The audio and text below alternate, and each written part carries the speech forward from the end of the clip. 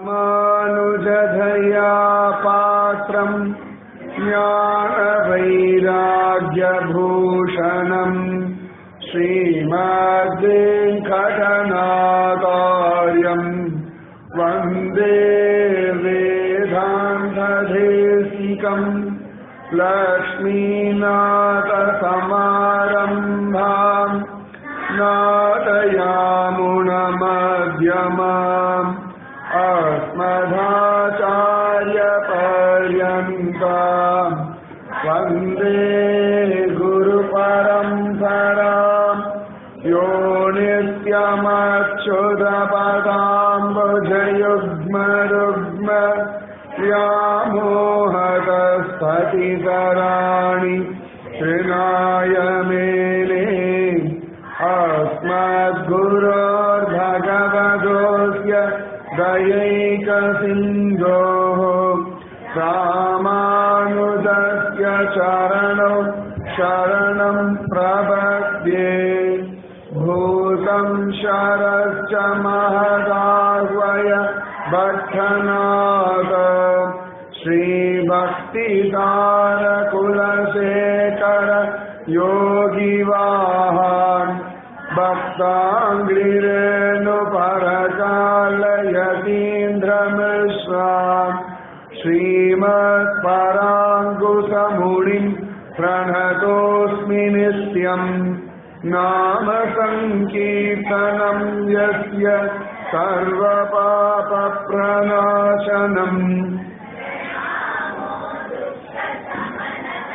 तं नमामि हरिं परं वसुदेवसुतं देवं कंसचाणूरमर्दनं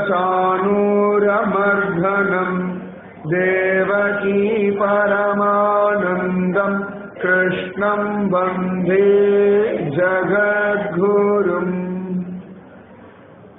பூமண்ணுமாது பொருந்திய மார்பன் புகழ்மலிந்த பாமண்ணுமாறன் அடிபணிந்து இன்பம் பல்கலையோர் தாமண்ண வந்த இராமானுசன் சரணாரவிந்தம் நாம் மண்ணி வாழ நெஞ்சே சொல்லுவோம் அவன் நாமங்களே பற்பமென திகழ் பைங்கழலுந்தன் பல்லவமே விரலு பாவனமாகிய பைந்துவராடு பதிந்த மருங்கழகு முப்புரி நூலோடு முன்கையில் ஏந்திய முக்கோள் தன்னழகும் முன்னவர் தந்திடு மொழிகள் நிறைந்திடு முறுவல் நிலா வழகும் கற்பகமே விழி கருணை பொழிந்திடு கமலக் கண்ணழகும் காரிசுதன்கள் சூடிய முடியும் கன நற்சிகை முடியும் எப்பொழுதும் எதிராகன் வடிவழகு என் இதயத்துலகா இல்லை எனக்கெது இல்லை எனக்கெது இல்லை எனக்கெதிரே பிரணாமம் லக்ஷ்மணமுனிः प्रतिगृह्णातु मामकम् प्रसादयति यत्सुक्तिः स्वाधीनपतिकां श्रुतिम् उपवीतिनम् ऊर्ध्वपुञ्जवन्तं त्रिजगत्पुण्यफलं त्रिदण्डहस्तम् शरणागतसार्तवाहमीडे शिखया शेखरिणं पतिं यतीनाम् सर्वत्र रामानुजनाम संकीर्तनं रामानुजा रामानुजा காரே கருணை ராமானுஜா இக்கடலிடத்தில் ஆரே அறிபவர் நின் அருளின் தன்மையில் அல்லலுக்கு நேரே உறைவிடம் நான் வந்து நீ என்னை உய்த்தபின் உன் சீரே உயிர்க்கு உயிராக அடியேற்கு இன்று சித்திக்குமே. ஸ்ரீமதே ராமானுஜாய நமஹ.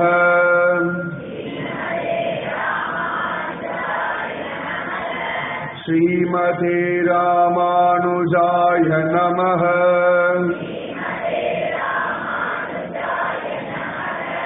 श्रीमते रामानुजाय नमः.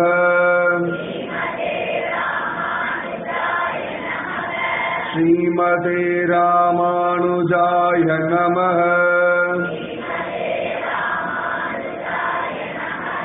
श्रीमते रामानुजाय नमः. श्रीमते रामानुजाय नमः। श्रीमते रामानुजाय नमः। श्रीमते रामानुजाय नमः। श्रीमते रामानुजाय नमः। श्रीमते रामानुजाय नमः। श्रीमते रामानुजाय नमः। श्रीमते रामानुजाय नमः।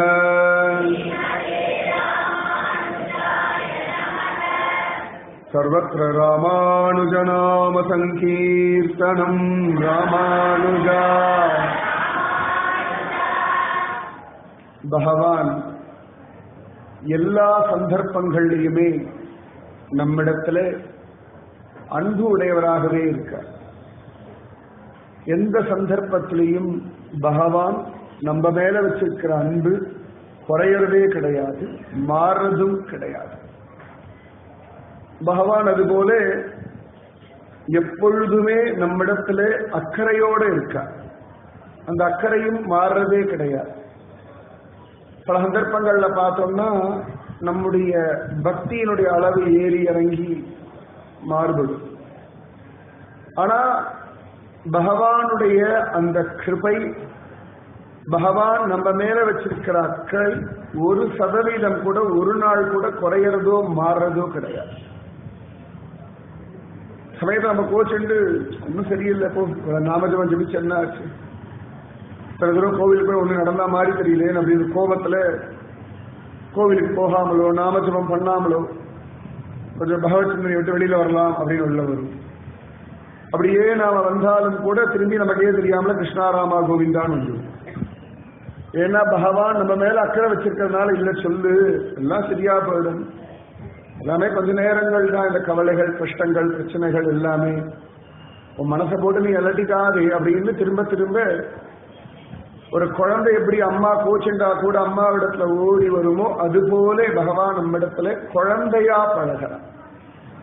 சாதாரணமா நாமெல்லாம் ஒரு பெரிய மனுஷத்தனம் காட்டுவோம். எல்லாருமே ஒவ்வொருத்தர்கிட்டையும் ஒவ்வொரு காலகட்டத்தில் தெரிஞ்சோ தெரியாமலோ காட்டுவோம்.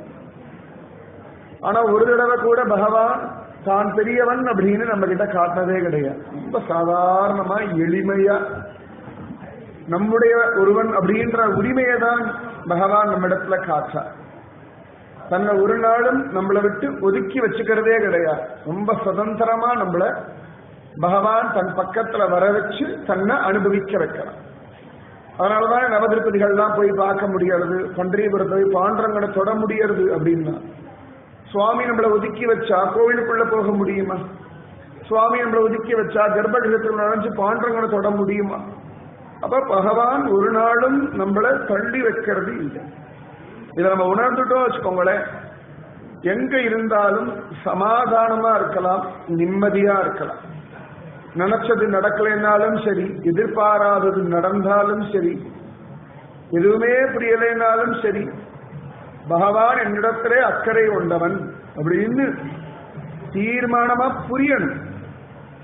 அது புரிஞ்சுடுத்து அப்படின்னா சத்தியமா எந்த நிலைமையில இருந்தாலும் எந்த இடத்துல இருந்தாலும் நிம்மதிக்கு குறைவு கிடையாது.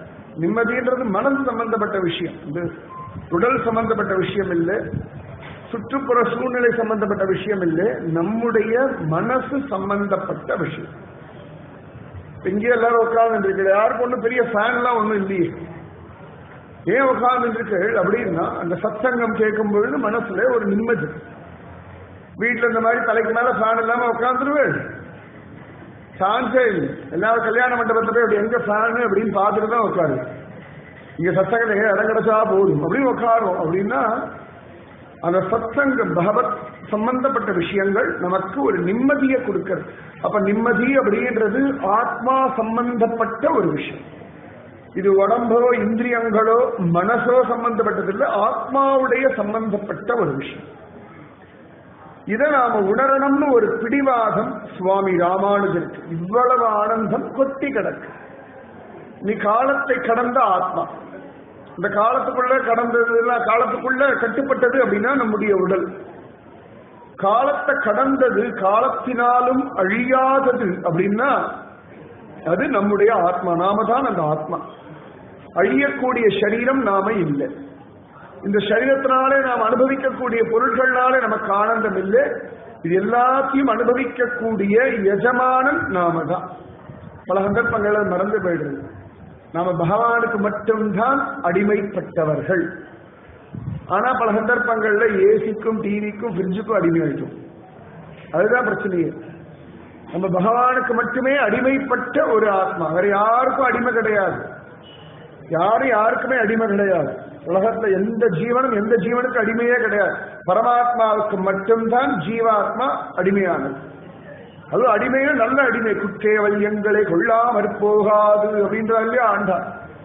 பகவானுடைய அடிமையா இருந்தோம் அப்படின்னா நமக்கு எது நல்லதோ அதைத்தான் பண்ணுவார். இப்ப அடிமை அப்படின்னுட்டோம்னா யார் எஜமானனோ அவளுக்கு எது சுகமோ அந்த மாதிரி உபயோகப்படுத்திப்பார். ஆனா பகவானுக்கு அடிமை அப்படின்ற பட்சத்துல நமக்கு எது நல்லதோ அது மட்டுமே தெய்வம் செய்யும். அந்த பகவானுக்கு அடிமைப்பட்டு கிடக்கிறது தான் சரணாகதி. நின் சரண் அல்லால் சரண் இல்லை. சக்ருதேவ பிரபன்னாய தவாஸ்மீதீச்ச யாச்சதே அபயம் சர்வ பூதேபியோ ததாமி ஏதத் விரதம் மம. பகவான் ராமனா இருக்கும் பொழுது விபீஷணனை பார்த்து சொல்றார், ஒரு முறை என்னை சேர்ந்தவன் என்னிடத்துல யாராவது சரணாகதி பண்ணிட்டார்கள்னா அவர்களுக்கு எல்லா விதத்திலேயும் எல்லா ஜீவர்களிடத்திலிருந்தும் எல்லா சமயங்களிலும் அபயம் அளிக்கிறேன். இது என்னுடைய விரதம். எல்லா சமயத்திலும் எல்லா ஜீவர்களிடத்திலும் எல்லா விஷயத்திலையுமே பயமில்லாத ஒரு தன்மை, அது பேர் தான் அபயம் அப்படின்னு பேர். பயமே இல்லாம ஒன்னும் கவலைப்படாதே அப்படின்னு ஒரு அம்மாவுடைய அரவணைப்பு போலே அபயம் அப்படின்னு பேர். அப்படி பகவான் சொல்றத கூட இருந்து லக்ஷ்மணனா கேட்டவர் சுவாமி ராமானுஜர். அனந்த பிரதமம் ரூபம் லக்ஷ்மணஸ்து ததப்பரஹ பலபத்ர திருத்தீயஸ்து கலௌ கஷ்சித் பவிஷ்யதி. முதல் ரூபம் ஆதிசேஷன் ரூபம். பல சந்தர்ப்பங்கள்ல தேவர்கள்லாம் திருப்பார்கடல் கரையில நின்று பகவானிடத்திலே பிரார்த்திப்பார்கள், பகவானை காப்பாற்றணும். அப்ப பகவான் ஒவ்வொரு சந்தர்ப்பத்துல ஒவ்வொரு அவதாரத்துக்கு முன்னாடி தேவர்களுக்கு காட்சி கொடுத்து ஏதானு சொல்லுவார். ராமவதாரத்துக்கு முன்னாடி பகவான் காட்சி கொடுத்துட்டு அழகா சொல்றார், பயம் தியஜத பத்ரம் வஹ. பயத்தை விடுங்க, உங்க எல்லா நன்மையும் நான் பார்த்துக்க, நிச்சயமா நல்லதுதான் நடக்கும், அதுக்கு நான் கேரண்டி. மிஸ்ஸிக்கெல்லாம் கேரண்டி கொடுக்காம பகவான் சொல்லலாம், ஓ நல்லதுக்கு நான் கேரண்டி, எச்சைக்கும் 7 பிறவிக்கும் கேரண்டி. நம்ம வாங்குற பொருளுக்கெல்லாம் இவ்வளவு கேரண்டி அவாவா கொடுப்போம், அவ்வளவுதான் கேரண்டினா. அது பிரச்சனை ஆச்சுன்னா ரிப்பேர் பண்ணி தருவோம்னு ஒரு கேரண்டி. அது பிரச்சனை வராதுன்னு கேரண்டி இல்லை. நல்லா ஞாபகம் வச்சுக்கணும், பிரச்சனை வராதுன்னு கேரண்டி இல்லை. இந்த குறிப்பிட்ட காலத்துக்குள்ள இது போல பிரச்சனைகள் வந்தால் அதை சரி செய்து தருவது எங்களுடைய கடமை, அது உங்களுடைய உரிமை. 6 மாசம் அவ்வளவு. அதுக்கு 6 மாசம் ஒரு 5 நிமிஷம் ஜாஸ்தியா இருந்தா கூட சாரி சார் எக்ஸ்பைரி ஆயிடுச்சு வேலிடிட்டி அப்படின்டுவோம். ஆனா பகவான் ஒரு கேரண்டி கொடுக்கிறான், உன் வாழ்க்கைக்கு நான் பொறுப்பு, யோகக்ஷேமம் வகாமியகம். அதனால பயம் வேண்டாம், நிர்பயமா இருக்கணும். நிர்பயம் அப்படின்னா எதை நினைச்சுமே கவலைப்படப்படாது, எதை நினைச்சுமே பயப்படப்படாது, யாரை நினைச்சுமே வருத்தப்படக்கூடாது. நீங்க பாட்டுக்கு இருந்துட்டு உங்க கடமையை பண்ணிட்டு வாழும். பயம் தியஜத பத்ரம் வஹ. அப்ப ஆதிசேஷனா இருந்து கேட்டவர், ராமனா வந்து சக்கரதேவ பிரபன்னாயன்னு சொல்லும் பொழுது லக்ஷ்மணனா இருந்து கேட்டவர். பகவான் கிருஷ்ணவதாரம் எடுக்கிறார். எடுத்துட்டு கோபர்கள் கோபிகளோட தான் விளையாடிட்டு இருக்கான் ஆனந்தமா. அப்ப ஜோரா மழை கொற்றது. இந்திரன் கோபத்தினாலே ஒரு மழையை கொற்றான். மழையை கொட்டின உடனே பகவான் கிடுகிடுன்னு நினைக்கிறான், ஓடுறான், சொல்லிண்டே ஓடுறான். ஆஹா, இந்த ஜனங்கள்லாம் என்னுடையவர்கள், இவர்களை என்னுடைய யோக பலத்தினாலே காப்பாற்றுகிறேன், இது என்னுடைய விரதம் அப்படின்னு கிருஷ்ணன் சொல்றான். இவர்கள்லாம் என்னுடைய மம ஜன்ம ஜனங்கள், என்னுடைய ஜனங்கள், இவர்களை காப்பாற்ற வேண்டியது என்னுடைய விரதம், என்னுடைய தர்மம், என்னுடைய கடமைன்னு ஓடி போய் கோவர்ணகிரியை தூக்கிட்டு நிற்கிறான். குன்றமேந்தி குளிர்மழை காத்தவன் அப்படின்றார் நம்மாழ்வார். அப்ப அதையும் கேட்டு பார்த்தவர் பலராமர். அப்படி ஆதிசேஷனா இருந்து லக்ஷ்மணனாயிருந்து பலராமனாயிருந்து பகவான உள்ளபடி உணர்ந்தவர். பகவானுடைய காருண்யம் என்ன, எப்படி இந்த ஜீவர்களிடத்துல பகவானுக்கு ஒரு பரிவு இருக்குன்றத பிராக்டிக்கலா கண்கூடா பார்க்க. சில பேரை பத்தி நம்மளே சொல்றோம், ரொம்ப நல்ல மனுஷா, எனக்கு பல வருஷமா தெரியும், நல்ல பழக்க வழக்கங்கள், குடும்பம் நல்ல குடும்பம். எப்படி சொல்றோம்? நம்ம பிராக்டிக்கலா பார்த்து அவர்களை பத்தி உணர்ந்ததுனாலே சொல்றோம் இல்லையா? அதுபோல தெய்வத்தை உணர்ந்தவர் சுவாமி ராமானுஜர்.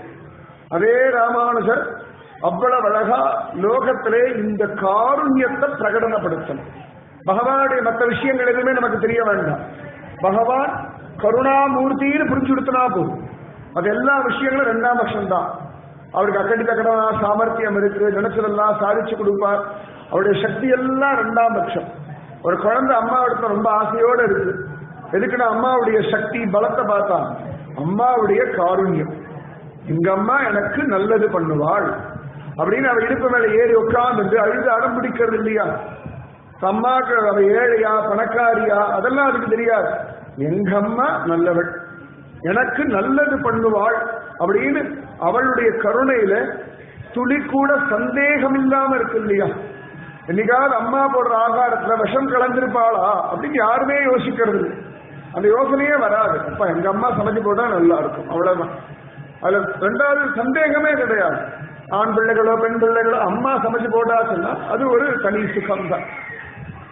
அப்ப அந்த அம்மாவிடத்துல அந்த கருணையில அம்மா நம்ம மேல வச்சிருக்கிற வாஞ்சையில ஒரு துளி கூட நமக்கு சந்தேகமே வர்றது கிடையாது.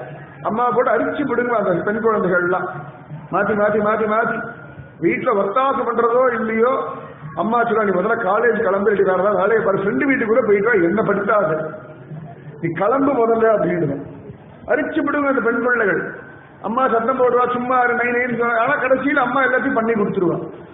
அதுபோல அந்த அம்மாவுடைய கருணையில ஒரு துளி கூட குறையில்லை அப்படின்னு பூரணமா நம்புறோமே, அதுபோல ஒரு நம்பிக்கை நம்முடைய பகவானிடத்துல நமக்கு வந்தாச்சுன்னா போதும். இதுக்கு மேல வேற ஒண்ணுமே நீங்க தெரிஞ்சுக்க வேண்டாம்.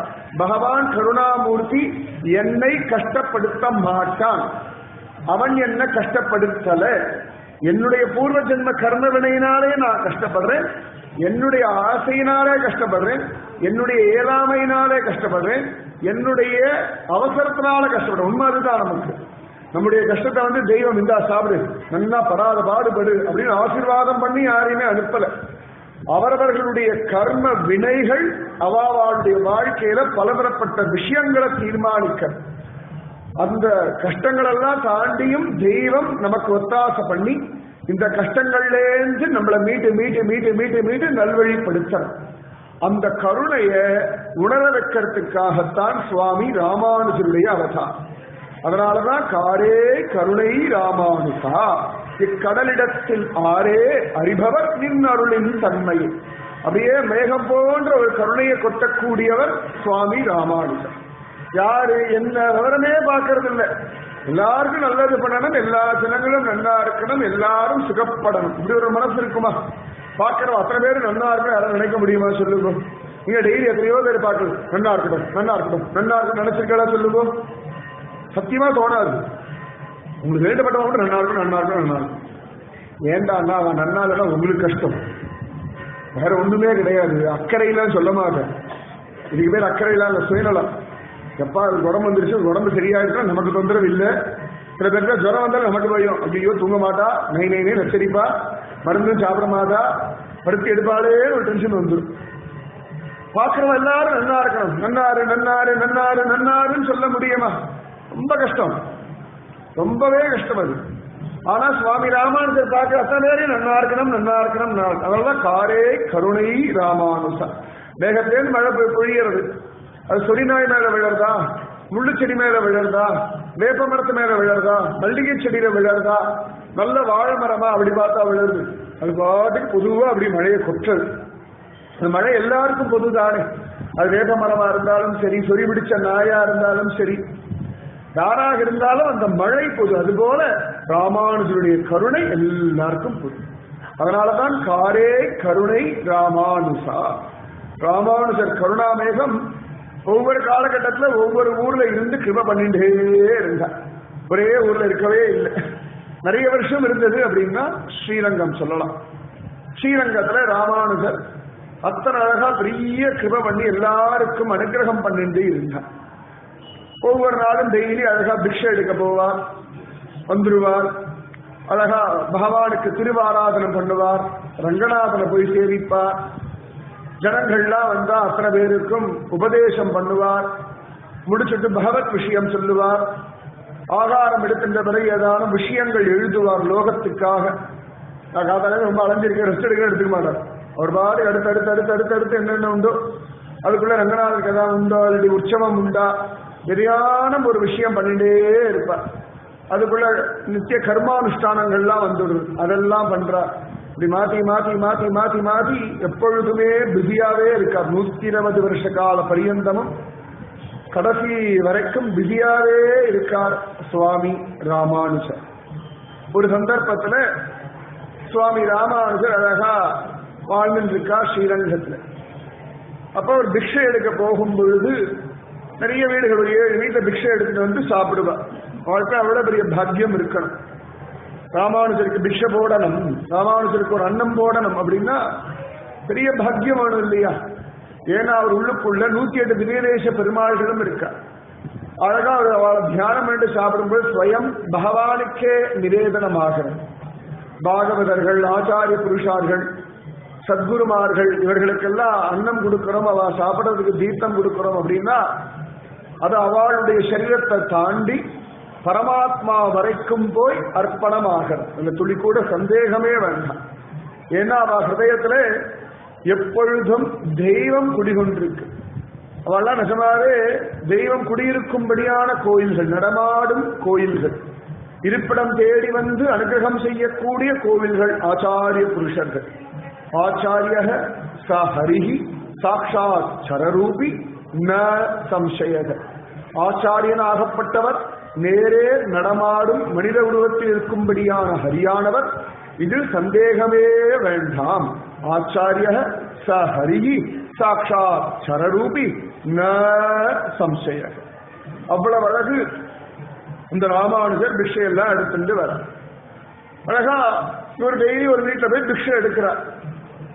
அந்த வீட்டுல அவளுடைய சொந்தக்காரை ஒருத்தி வந்து தங்கியிருக்கா. அவ ஊர்ல மழை இல்லை ரொம்ப நாளா. சரி என்ன பண்றது, பஞ்சம் பழைக்க வழி இல்லை. சரி கொஞ்ச நாள் ஸ்ரீரங்கத்திலே தன்னுடைய சொந்தக்காரர் வீட்டுல இருந்துட்டு கொஞ்சம் அங்க பஞ்சம் எல்லாம் மாறி மழையெல்லாம் பெஞ்ச பிறகு அதன் பிறகு ஊருக்கு போகலாம் அப்படின்னு இருக்கா. அவ ஒவ்வொரு நாளும் அந்த வீட்டு மாடியில் என்ன அப்படி வேடிக்கை பார்ப்பான். நேரம் போகணும் இல்லையா? பக்கத்திலேயே சுவாமி ராமானுஜருடைய மடம். அந்த மடம் இருக்கிறதுனால நிறைய பேர் வருவா, பெரியவாள்லாம் வருவா, சன்னியாசிகள் வருவா, குடும்பத்திற்கவா வருவா, பெரிய பெரிய பணக்காரா வருவா, ஏழைகள் வருவா, சமயத்துல அந்த ஊர் ராஜா வருவா. எல்லாரும் சுவாமி ராமானுஜரை சேவிப்பார்கள். ராமானுஜர் ஏதான விஷயம் சொல்றோம், அவர்களுக்கு ஒரு பொழுதுபோக்கு. டெய்லி காத்தால் இருந்தா ராமானுஜர் என்ன பண்றா அப்படின்னு பாக்குறது அவளுக்கு ஒரு சந்தோஷம். ராமானுஜருடைய தினசரியிலே ஒண்ணு உண்டு, காத்தால் இருந்து ராசி என்ன வரைக்கும் பண்றா அப்படின்னு. அவளுக்கு பொழுதுபோனா மொத்தமாட்டு போய் நின்றுடுவா. சுவாமி ராமானுஜர் அழகா என்ன பண்றா, யார் இடத்துல பேசிட்டு இருக்கா, என்ன உபதேசம் பண்றா, திருவாராதனம் பண்றாரா அப்படின்னு சொல்லி இதையே கவனிச்சுட்டு பார்த்துட்டு எப்படிதான் அவர் இப்படி ஓய்வு ஒழிச்சல் இல்லாம கலப்பில்லாமல் இப்படி இத்தனையும் பண்ணிட்டு இருக்காரோ, எங்கேதுதான் அவருக்கு இப்படி தெம்பு வரதோ அதுல அசுர பலம் அப்படின்னு நினைச்சுக்கிறார். அசுர பலமே கிடையாது. பகவான நினைச்சுண்டு வாழ்ந்தோம் வச்சுக்கோங்களேன், உடம்புக்கும் மனசுக்கும் இந்திரியங்களுக்கும் அப்படி ஒரு பலம் வரும். அந்த பலத்தை வார்த்தைகளால வர்ணிக்கவே முடியாது, ஆனா நிச்சயமா உணர முடியும். ஒரு குழந்தைக்கு ஏதாவது பண்ணணும் அப்படின்னு அம்மாக்கு தனக்கு உடம்பு முடியலன்னா கூட அதை ஓரம் தள்ளி வச்சுட்டு எல்லாத்தையும் பண்றாங்க, இழுத்து போகுது.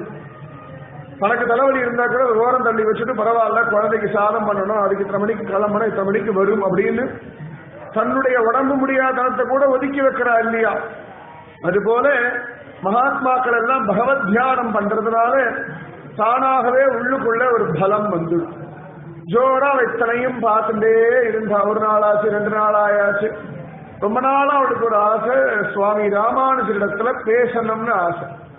அந்த மடத்துக்குள்ளெல்லாம் போய் பேசுறதுக்கு அவளுக்கு தோணல. ஒரே கூட்டமா இருக்கும், போய் என்ன பேசுறது, சுத்தி இருக்க அவளை பேசப்படாது அப்படின்னா சொல்லிடுவா. தனியா பேசுறதுக்கு வாய்ப்பு கிடைச்சா தேவலையே அப்படின்னு காத்துட்டு இருந்தான். ஒரு நாள் கரெக்டா எந்த வீட்டுல தங்கியிருக்காளோ அந்த வீட்டுக்கு பிக்ஷை எடுக்க சுவாமி ராமானுஜர் வந்துவிடுறார். அப்பப்போ வருவா. இப்ப பார்த்து பார்த்து பார்த்து அவளுக்கு ஒரு தைரியம் வந்துடுது. ராமானுஜரிடத்துல பேசணும் அப்படின்னு ஒரு தைரியம்.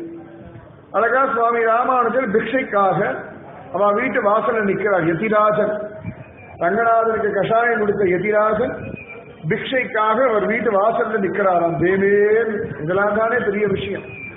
உடனே குடுகுடுன்னு இவள் மாடியிலேருந்து இறங்கி வந்துட்டா. அவர் பிக்ஷை எடுக்க போகிறதெல்லாம் பார்த்துட்டு தான் தங்கி வைக்க வீட்டுலதான் வரார் அப்படின்னு தெரிஞ்சு கிடுகிடுகிடுன்னு ஓடி வந்தா. அப்படி கை கூப்பின. அவளுக்கு பெருசா அவரை சேவிக்கணும் அதெல்லாம் ஒன்றும் தெரியல. கையை கூப்பிட்டு அழகா சுவாமி ராமானுஜரை பார்த்து கேட்டா, நீ என்ன சொல்லிட்டு இருக்க? டெய்லி கூட்டமா ஜனங்கள் வரா, ராஜா வரா, பெரிய பெரிய பணக்காரெல்லாம் வரா, படிச்சவாள்லாம் வரா, வெளியூர்காரா வரா, உள்ளூர்காரா வரா, சின்ன குழந்தைகள் வரா, வயசானவர்கள் வரா, ஆண்கள் பெண்கள் எல்லாரும் வரா. அப்படி என்னதான் நீங்க சொல்லிட்டு இருக்கீங்க? ரொம்ப சாதாரணமா ஒரு பாமரமா கேட்டுட்டா. ராமானுஜர் சிரிச்சுட்டே சொன்னார், அவளுக்கு எது நல்லதோ அதை சொல்றேன், அவ்வளவுதான், வேற ஒண்ணுமே இல்லை. அது கேட்கதான் எத்தனை பேர் வராளா? அப்படி என்ன நல்லது சொல்றேன்? ஒன்னு அடுத்து கேட்டாங்க, என்ன நல்லது சொல்றேன்? அது பகவான் வசதி, பகவானை பிடிச்சுக்கோங்க, நாமஜபம் பண்ணுங்க, அப்படி எல்லாம் சொல்லுவேன். ஓ அப்படியா? ஓ பகவான் நாமத்தை சொன்னா எல்லாம் நல்லது நடக்குமா? நிச்சயமா, சந்தேகமே வேண்டாம். பகவானை பிடிச்சுட்டா எல்லா கஷ்டமும் தீருமா? நிச்சயமா தீரும், சந்தேகமே இல்லை. அதுபடி யார் ஜெபிக்கிறாளோ அவளுக்கு மட்டும்தான் பிரச்சனை தீருமா? அப்படி ஊருக்கே நல்லது நடக்குமா? ராமானுஜர் சிரிச்சார், உலகத்துக்கே நல்லது நடக்கும். ஒருத்தர் பண்ற நாமஜபம், ஒருத்தர் பண்ற தியானம் உலகத்துக்கே நல்லது நடக்கும். விவேகானந்தர் பண்ண தியானம் நாமஜபம் உலகத்துக்கே நல்லது பண்ண தியானம் பண்ணிட்டு இருக்கு, இன்னி வரைக்கும் பண்ணிட்டு தானே இருக்கு. உடனே அவ கேட்டா, அது என்ன நல்லதுன்னு எனக்கு சொல்ல முடியுமா? வெறும் உபதேசம் எனக்கு சொல்லுவேடா அப்படின்ற துடுக்குத்தனமா பேசிட்டு இருக்காரு. உடனே சுவாமி ராமானுஜர் சிரிச்சா, சொல்றேனேம்மா, எங்க இவ பிக்ஷை எடுக்க வாசல் வந்து நின்று இருக்க, அங்க வந்து உபதேசம் கேட்கிறேன். உனக்கு எவ்வளவு திமிர் இருக்கணும், யாரும் நினைச்சிருக்கா, நான் யாரு தெரியுமா, எங்க வந்து உபதேசம் கேட்கிற, அறிவு இருக்கா உனக்கு? ஒரு அரை மணி நேரம் திட்டணும், சரியா நியாயப்பாடி பார்த்தா. ஆனா சுவாமி ராமானுஜர் ஒண்ணுமே சொல்லல. இவளுக்கு ஒரு ஆசை வந்திருக்கேன், அந்த பகவத் விஷயத்துல அந்த ருச்சி வர்றதுதான் பெரிய விஷயம். பகவான் அனுபவிக்கணும் அப்படின்ற அந்த ருச்சி வந்துடுச்சுன்னா போதும்.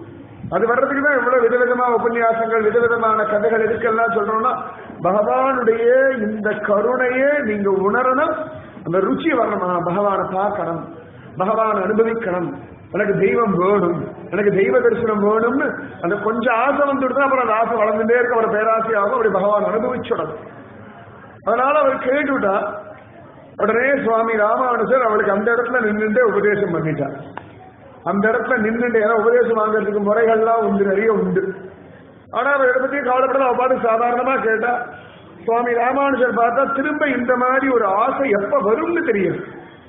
அப்படியே வந்தாலும் அது வரைக்கும் சரீரம் நிலையுள்ளதான் தெரியாது, நிலையில்லாதது சரீரம், மின்னின் நிலையில அப்படின்னு சொல்லி வானத்தை வரக்கூடிய மின்னல் போல ஒரு சரீரம் டக்குன்றதுக்குள்ள காணாம போயிடுறது. அதனால இந்த சரீரத்துல கொஞ்சோண்டு பகவத் ஆசை வந்தா கூட உடனேயே அதுக்கு சரியான வழியில வழிகாட்டிடணும். உடனே சுவாமி ராமானுஜர் அவருக்கு உபதேசம் பண்ணா. அழகா ஓம் நமோ நாராயணாய அப்படின்னு உபதேசம் பண்ணா.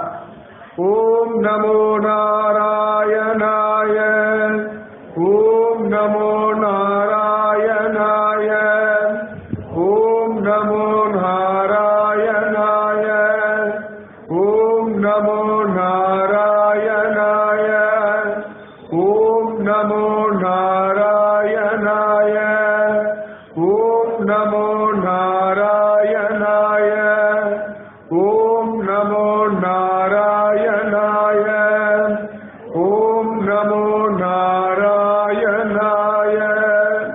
கோபுரத்து மேல ஏறி எந்த அஷ்டாட்சர மந்திரத்தை எல்லாருக்கும் சொல்லி கொடுத்தாரோ அந்த அஷ்டாட்சர மந்திரத்தை அவளுக்கு வீதியில நிக்க வச்சு ஒரு பிக்ஷை வாங்குற நேரத்துக்குள்ள அவளுக்கு உபதேசம் பண்ணிட்டான்.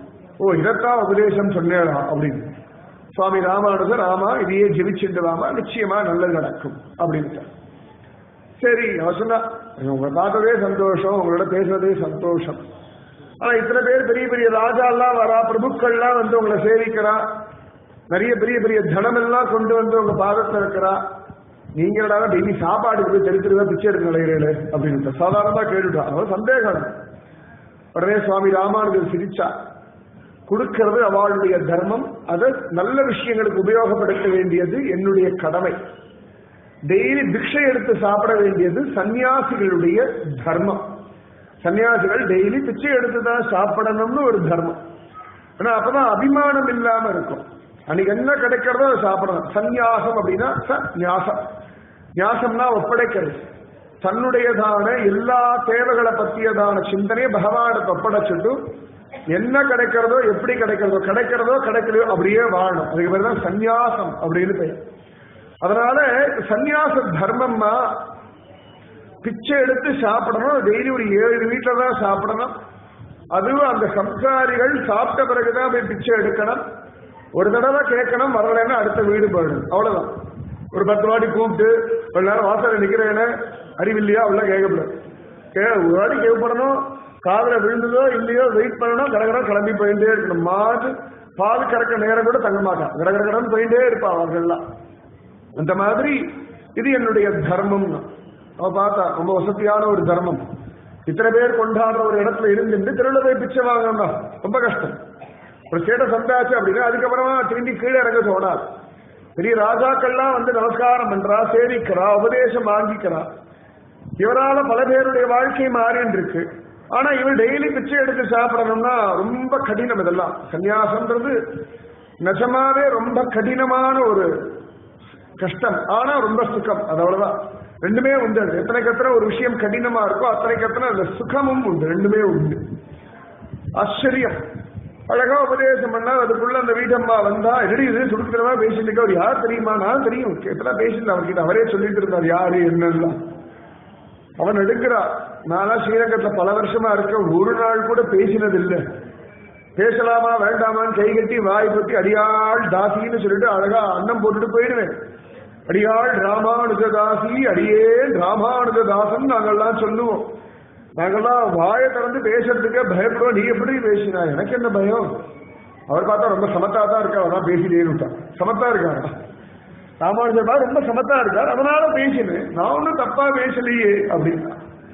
உடனே அந்த வீட்டோட அம்மா கேட்டா சுவாமியை பார்த்து, சுவாமி மன்னிக்கணும், அவளுக்கு விவரம் தெரியாது, இந்த மாதிரி விஷயங்கள்லாம் அவளுக்கு பழக்கம் இல்லை, தப்பா பேசியிருந்தா மன்னிச்சிடுங்கோ அப்படின்னு. சுவாமி ராமானுஜர் சிரிச்சார். ஒன்னும் தப்பா பேசலையேம்மா, நல்ல அழகா பேசினா, உரிமையோட பேசினா, தெளிவா பேசினா, அவளுக்கு என்ன வேணுமோ தெரிஞ்சுட்டான், அவ்வளவுதான் அப்படின்னா. உடனே இவனும் பார்த்தா சிரிச்சான். பாத்தியா நான் சொன்னல அவர் சமத்து, நான் புரிஞ்சுட்டான்னு சொன்னேன் இல்லையா அப்படின்ட்டான். அழகா சுவாமி ராமானுஜர் பிக்ஷையை வாங்கிட்டு போயாச்சு. அவருக்கு இப்ப அப்பப்போ உரிமை வந்துடுத்து. ராமானுஜர் இறங்கி வந்து இப்படி கை கூப்பி செய்வான். பக்கத்தெல்லாம் வரமாட்டா, பேச மாட்டா. இப்படியே காலம் போயிட்டு இருக்கு. ஆனா அவன் மனசுக்குள்ள அவளுடைய ஊர்ல இருக்கிற பஞ்சம் நிவர்த்தி ஆகணும், திரும்ப ஊருக்கு போகணும் அப்படின்னு ஒரு பிரார்த்தனை. இருப்பிடம் வைகுண்டம், ஜனனி ஜன்ம பூமிச்ச ஸ்வர்காதபி கரியசி. பகவான் ராமன் சொல்றான். ராவண மதம் எல்லாம் ஆயாச்சு, விபீஷ்ண பட்டாபிஷேகம் எல்லாம் பண்ணியாச்சு. அப்ப விபீஷ்ணன் சொல்றான், பிரபு இந்த லங்கா ராஜ்யம் உம்முடையது, நீங்க ராஜ்ய பரிபாலனம் பண்ணுங்க, நான் உங்க வேலைக்காரனா இருக்கேன் அப்படின்னு. ராமன் சொல்றான், இல்லப்பா நான் எங்க தேசத்துக்கு போகணும். ஏன் பிரபு அப்படின்னா, ஜனனி ஜன்ம பூமிஷ்ட ஸ்வர்காதபி கரியசி. பெற்ற தாயும் பிறந்த பொன்னாடும் ஸ்வர்க்கத்தை காட்டிலும் உயர்ந்தது. ராமன் சொன்ன வாக்கியம். ஜனனி ஜன்ம பூமிச்ச. எப்படி நம்ம பாரத தேசத்துக்கு ஒரு வாக்கியம் உண்டு, சத்தியமேவ ஜெயதே. நம்முடைய இந்திய தேசியத்தினுடைய, இந்துஸ்தானத்தினுடைய ஆச்சரியமான வாக்கியம் சத்தியமேவ ஜெயதே. சத்தியம் நிச்சயமா ஜெயிக்கும், சத்தியம் ஒண்ணுதான் ஜெயிக்கும். அந்த மாதிரி இந்த ஜனனி ஜன்ம பூமிச்ச ஸ்வர்காதபி கரியசி அப்படின்ற வாக்கியம் நேபாள நாட்டுடைய தேசிய சின்னத்திலேயே உண்டு. எப்படி நம்மளுடைய சிங்கத்திலேயே சத்தியமேவ ஜெயதேன்னு இருக்கு இல்லையா, அந்த மாதிரி நேபாள நாட்டினுடைய அரசாங்க முத்திரையில இது உண்டு. அதான் ரொம்ப வசதி, நம்முடைய தேசம் வசதி. பகவான் சொல்லிட்டா, என் தேசத்துக்கு நான் போகணும்பா அப்படின்ட்டா. பகவான் திரும்ப வந்துட்டு நம்ம தேசத்தை பார்த்து கை கூப்பிடான். பகவான் புஷ்ப விமானத்தை வரும்பொழுதே பாரத தேசத்தை பார்த்து அப்படி கை கூப்பிடான்ப்பா, என் தேசம் அப்படின்றான பகவான். ராமனே அபிமானிச்ச ஒரு தேசம் நம்முடைய தேசம். அந்த மாதிரி அவளுக்கு தன்னுடைய ஊர் நன்னா இருக்கணும் அப்படின்னு ஒரு ஆசை. அவள் பிரார்த்திச்சுட்டே இருந்தா. அவளுக்கு அந்த மந்திரம் எல்லாம் மறந்து போயிடுது. சும்மா என்னன்னு தெரிஞ்சுக்கணும்னு கேட்டா, ஆனா ராமானுஜரை நினைச்சுட்டு அவர் தியானம் பண்ற சாமி எங்க ஊர்ல நல்லா மழை பெய்யணும் அப்படின்னு சொல்லிட்டே இருந்தா நல்லா மழை பெஞ்சது, பஞ்சம் எல்லாம் மாறிட்டு அழகா மாறி ஆச்சு. ஜோர ராமானுஜர் பிக்ஷை எடுக்க ஒரு நாள் வரா, ஓடி வந்தா, சுவாமியை சேவிச்சா. சாமி எங்க ஊர்ல நல்லா மழை பெஞ்சாச்சு, பஞ்சம் எல்லாம் சரியா போயிடுச்சு, அதனால நான் திரும்ப எங்க ஊருக்கு போறேன் அப்படின்னா. சரிம்மா நல்லபடியா போயிட்டு வா, சௌகரியமா இருக்கு, நிம்மதியா இரு, பகவான் எப்பயும் இருக்கான் அப்படின்னா. அண்ணே அப்படி தலையை சொல்லிட்டு, சுவாமி நான் தப்பா நினைக்கப்படாது, ஒன்று கேட்கட்டுமா அப்படின்னா. சொல்லுமா என்ன அப்படின்னா. நீங்க அன்னைக்கு ஏதோ எனக்கு உபதேசம் பண்ணீங்க, மறந்து போச்சு, என்னன்னு எனக்கு ஞாபகம் இல்லை. ஏதோ அன்னைக்கு உங்ககிட்ட பேசணுன்றதுக்காக எதையோ பேசினேன், ஆனா நீங்க என்ன சொன்னீங்கன்னு எனக்கு மறந்து போச்சு, திரும்ப ஒரு தடவை சொல்லி தருவீங்களா அப்படின்னா. அந்த தைரியம் வேணும் இல்லையா? உரிமையோட கேட்டுட்டா குழந்தை மாதிரி. சுவாமி ராமானுஜர் சிரிச்சுட்டார், மறந்து போயிட்டியா, சரி பரவாயில்லன்னு சொல்லி திரும்பவும் உபதேசம். சமயத்தில் சில விஷயங்கள் மறக்கிறது நல்லதுதான் போல இருக்கு. ஏண்டாடா ராமானுஜர் ரெண்டாவது உபதேசம் கிடைக்கிறதுனா உடனே ராமானுஜர் உபதேசம் பண்றார். ஓம் நமோ நாராயணாய, ஓம் நமோ நாராயணாய, ஓம் நமோ நாராயணாய, ஓம் நமோ நாராயணாய, ஓம் நமோ நாராயணாய, ஓம் நமோ நாராயணாய, ஓம் நமோ நாராயணாய, ஓம் நமோ நாராயணாய. உபதேசம் பண்ணிட்டா. அவளுக்கு உபதேசம் பண்ணாவா, ரெண்டாவது உங்களுக்கு உபதேசம் ஆயிடுச்சு. அதான் ராமானுஜ கிருபை. அதான் சொன்ன இல்லையா, அந்த ராமானுஜர் இன்னைக்கும் பிரத்யட்சமா இருக்கார், இன்னைக்கும் சத்தியமா இருக்கார், காரே கருணை இன்னைக்கும் நம்ம மேலையும் வர்ஷிச்சுட்டு தான் இருக்கு. அழகா உபதேசம் பண்ணிட்டா. அவ கண்கள்ல கண்ணீர், இந்த கருணை தாங்காது சுவாமி, நான் திட்டுவீங்களோ கோச்சிட்டீங்களோ நினைச்சேன், ஆனா இத்தனை அழகா ஒரு குழந்தைக்கு சொல்லி கொடுக்கிற மாதிரி சொல்லி கொடுக்குறேளே, ஆனா நான் திரும்பி மறந்துடுவேணும் எனக்கு பயமா இருக்கு. அவன் சொல்லிட்டா, எனக்கு திரும்பி மறந்துடுவேணும்னு பயமா இருக்கு. ஏன்னா ஊருக்கு போயாச்சுன்னா ஒவ்வொரு நாள் வேலை அது இதுன்னு போயிட்டு இருக்கும், அதெல்லாம் மறந்து போயிடும், உங்களையே மறந்துடுவேணும்னு எனக்கு ஒரு கவலையா இருக்கு. மறந்துடுவா சில பேர், நிறைய பேருக்கு அது நடந்திருக்கு, நான் பார்த்திருக்கேன். காலப்போக்கில் அப்படியே மறந்து போயிடுவான், அப்படியே பழகிட்டு அப்படி போயிடுவான், அவ்வளவுதான். அப்புறம் அந்த ஒரு பாகவதாளோட ஆச்சாரி புருஷாலோட பழகினதுன்ற நினைப்பே இல்லாம இருக்கும். ஆனா குரு ஞாபகம் வச்சுட்டு திருப்பி இழுத்துருவான். கண் கூட நான் பார்த்திருக்கேன் பல இடங்கள்ல.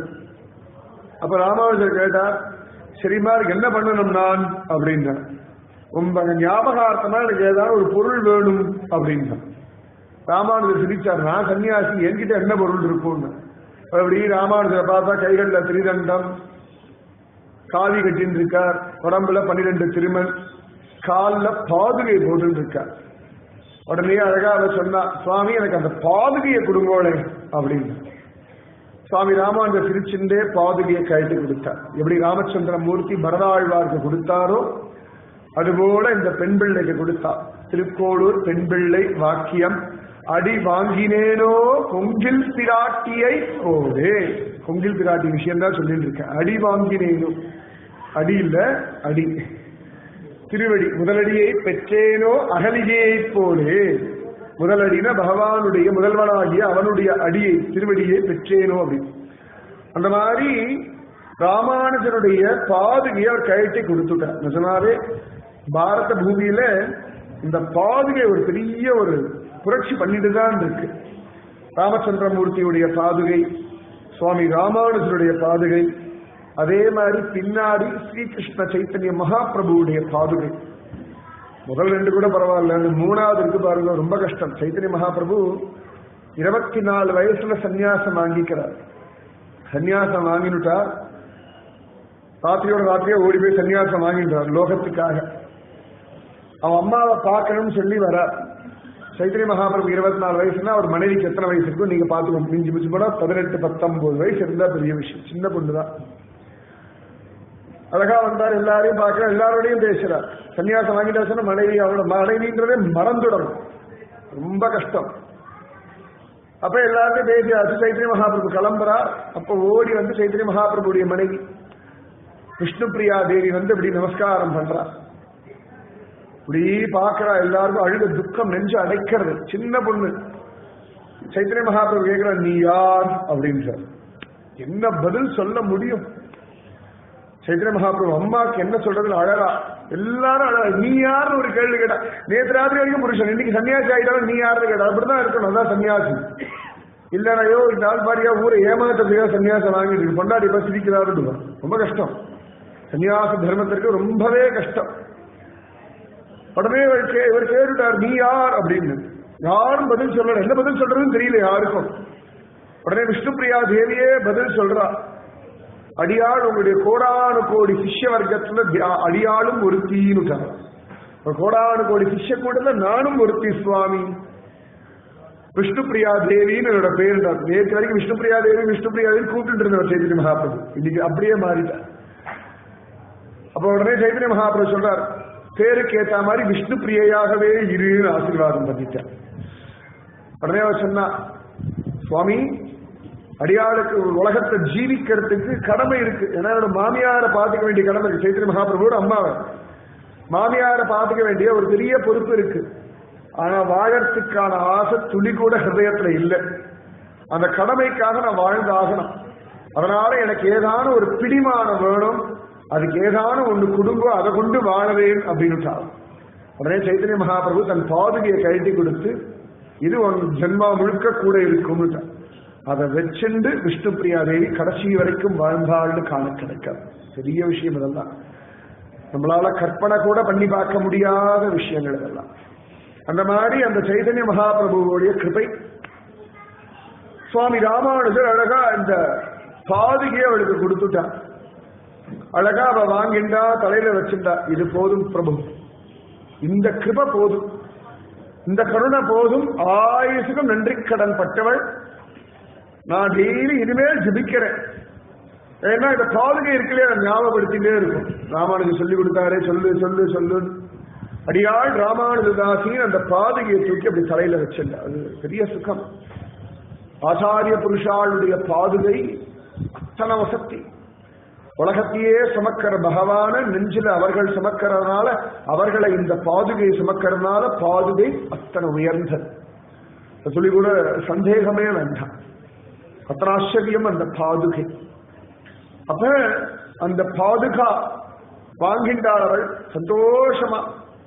எந்த அம்மா வீட்டுல அவ தங்கியிருக்காளோ அவ வந்தா, எங்களுக்கு இந்த பாக்கியம் கிடைக்கலையேடி, நீங்க ஏதோ பஞ்சம் படைக்கிறதுக்காக வந்தா, அந்த தரித்திரம் உனக்கு பெரிய நிதியை கொடுத்துடுச்சே. ராமானுஜன் எந்த சேம வைப்பு அப்படின்னு. ராமானுஜன் எந்த சேம வைப்பு அப்படிங்கிற திருவரங்க தமுதுனா ராமானுஜன் சொன்னார், வைத்தமானிதி எனக்கு யார் அப்படின்னா சுவாமி ராமானுஜர் தான் அப்படின்னு சொல்றார். அந்த மாதிரி அழகா ஜோரா வந்துட்டா, வாங்கிட்டா, சௌக்கியமா கிளம்பியாச்சு. என்ன கிருப்பை இருக்கணும் பாருங்க, அழகா வாங்கிட்டாச்சு. அவ பாட்டுக்கு ஊருக்கு கிளம்பி போயாச்சு. திரும்பி அதுக்கப்புறம் அவளுக்கு ஸ்ரீரங்கத்துக்கு வரதுக்கான வாய்ப்பே வரல. ஆனா மனசு இப்ப ஊரை விட்டு போனதுக்கு அப்புறமா ராமானுஜர் பார்க்கணும் பார்க்கணும் பார்க்கணும் பார்க்கணும்னு ஏங்க, அது பெரிய கஷ்டம் இல்லையா? ராமானுஜரை பார்க்கணும்னு மனசு ஏங்கர் அவளுக்கு, ஏங்கிட்டே இருக்கு. ஐயோ ஒரு தடவை அப்ப பஞ்சம் வந்ததே நல்லதா போச்சே, அழகா ராமானுஜரை பார்த்தேனே, இப்ப எனக்கு பார்க்க முடியாம போயிடுச்சு, திரும்ப ஒரு பஞ்சம் வராதான் நடக்க ஆரம்பிச்சுடா. அப்புறமா உள்ளுக்குள்ளே அப்படிலாம் நினைக்கப்படாது, தப்பு அப்படின்னு அவளுக்கு தோணிடுச்சு. உடனே அந்த பாதையை டெய்லி வச்சு பூஜை பண்ணி அவன் வீட்டுல, கணவர் வீட்டுல எல்லாரும் கொஞ்சம் இந்த விஷயங்கள்ல எல்லாம் ஈடுபாடு கிடையாது, கொஞ்சம் நாஸ்திகவாதம் பேசுறவர்கள். அதனால அவளுக்கெல்லாம் தெரியாம ஒரு பானைக்குள்ள இந்த பாதுகையை போட்டு பரண மேல வச்சிருக்கா. டெய்லி என்ன பண்ணுவா, சமையல்லாம் முடிச்ச உடனே ரகசியமா இந்த பானையை எடுத்து அதுல இருந்து இந்த பாதுகையை எடுத்து இந்த பாதுகைக்கு டெய்லி நிவேதனம், ராமானுஜனுடைய பாதுகைக்கு நிவேதனம், சுவாமிக்கு நிவேதனம் பண்ணுவோம் இல்லையா, அவளை பொறுத்த வரைக்கும் பிரத்யக்ஷ தெய்வம் ராமானுஜன். நிச்சயமா ராமாயணம் அந்த கருணை அவளை பார்த்தா, இந்த கருணை தெய்வத்துக்கு உண்டு தான் படிச்சிருக்கோம், கேட்டிருக்கோம். கண் கூட நான் பார்த்துக்க 2 தடவை எனக்கு உபதேசம் பண்ணிருக்கா. நான் கேட்டேன்றதுக்காக எல்லா கேள்விக்கும் பதில் சொன்னார். நான் வந்து ரொம்ப மரியாதையால் அப்புறம் நினைச்சு அசந்து போறேன். எவ்வளவு பெரியவர் கிட்ட எவ்வளவு சாதாரணமா பழகினார். அழகா ஒரு அப்பா ஒரு மகள் கிட்ட பழகுவார் இல்லையா, அந்த மாதிரி ஒரு உரிமையில என்ன பார்த்து சிரிச்சு நான் கேட்கிற கேள்விக்கெல்லாம் அப்பாக்கள் எப்பொழுதுமே இந்த பெண்கள் கேள்வி, பொண்ணு கேள்வி கேட்ட பதில் சொல்லுவான். அது துடுக்குத்தனமா கேட்கிற முறை அந்த மாதிரி பொண்டாட்டி கேட்டா முடிஞ்சிருக்காத, அது அடுத்த விஷயம். ஏன்னா இன்னொருத்தரோட பொண்ணு தானே, இது தன் பொண்ணு இல்லை, அதான் வித்தியாசம். அதுதான் அப்பாக்கள். பொண்ணு ஏதாவது வேலை பண்ணா பொண்டாட்டி எடுத்துட்டு வரை குழந்தை வேலை வாங்குறாங்க. அப்ப அவன் மட்டும் வேலை பண்ணலாமா? நான் இன்னொரு பொண்ணு, இது தன் பொண்ணு ஆச்சு.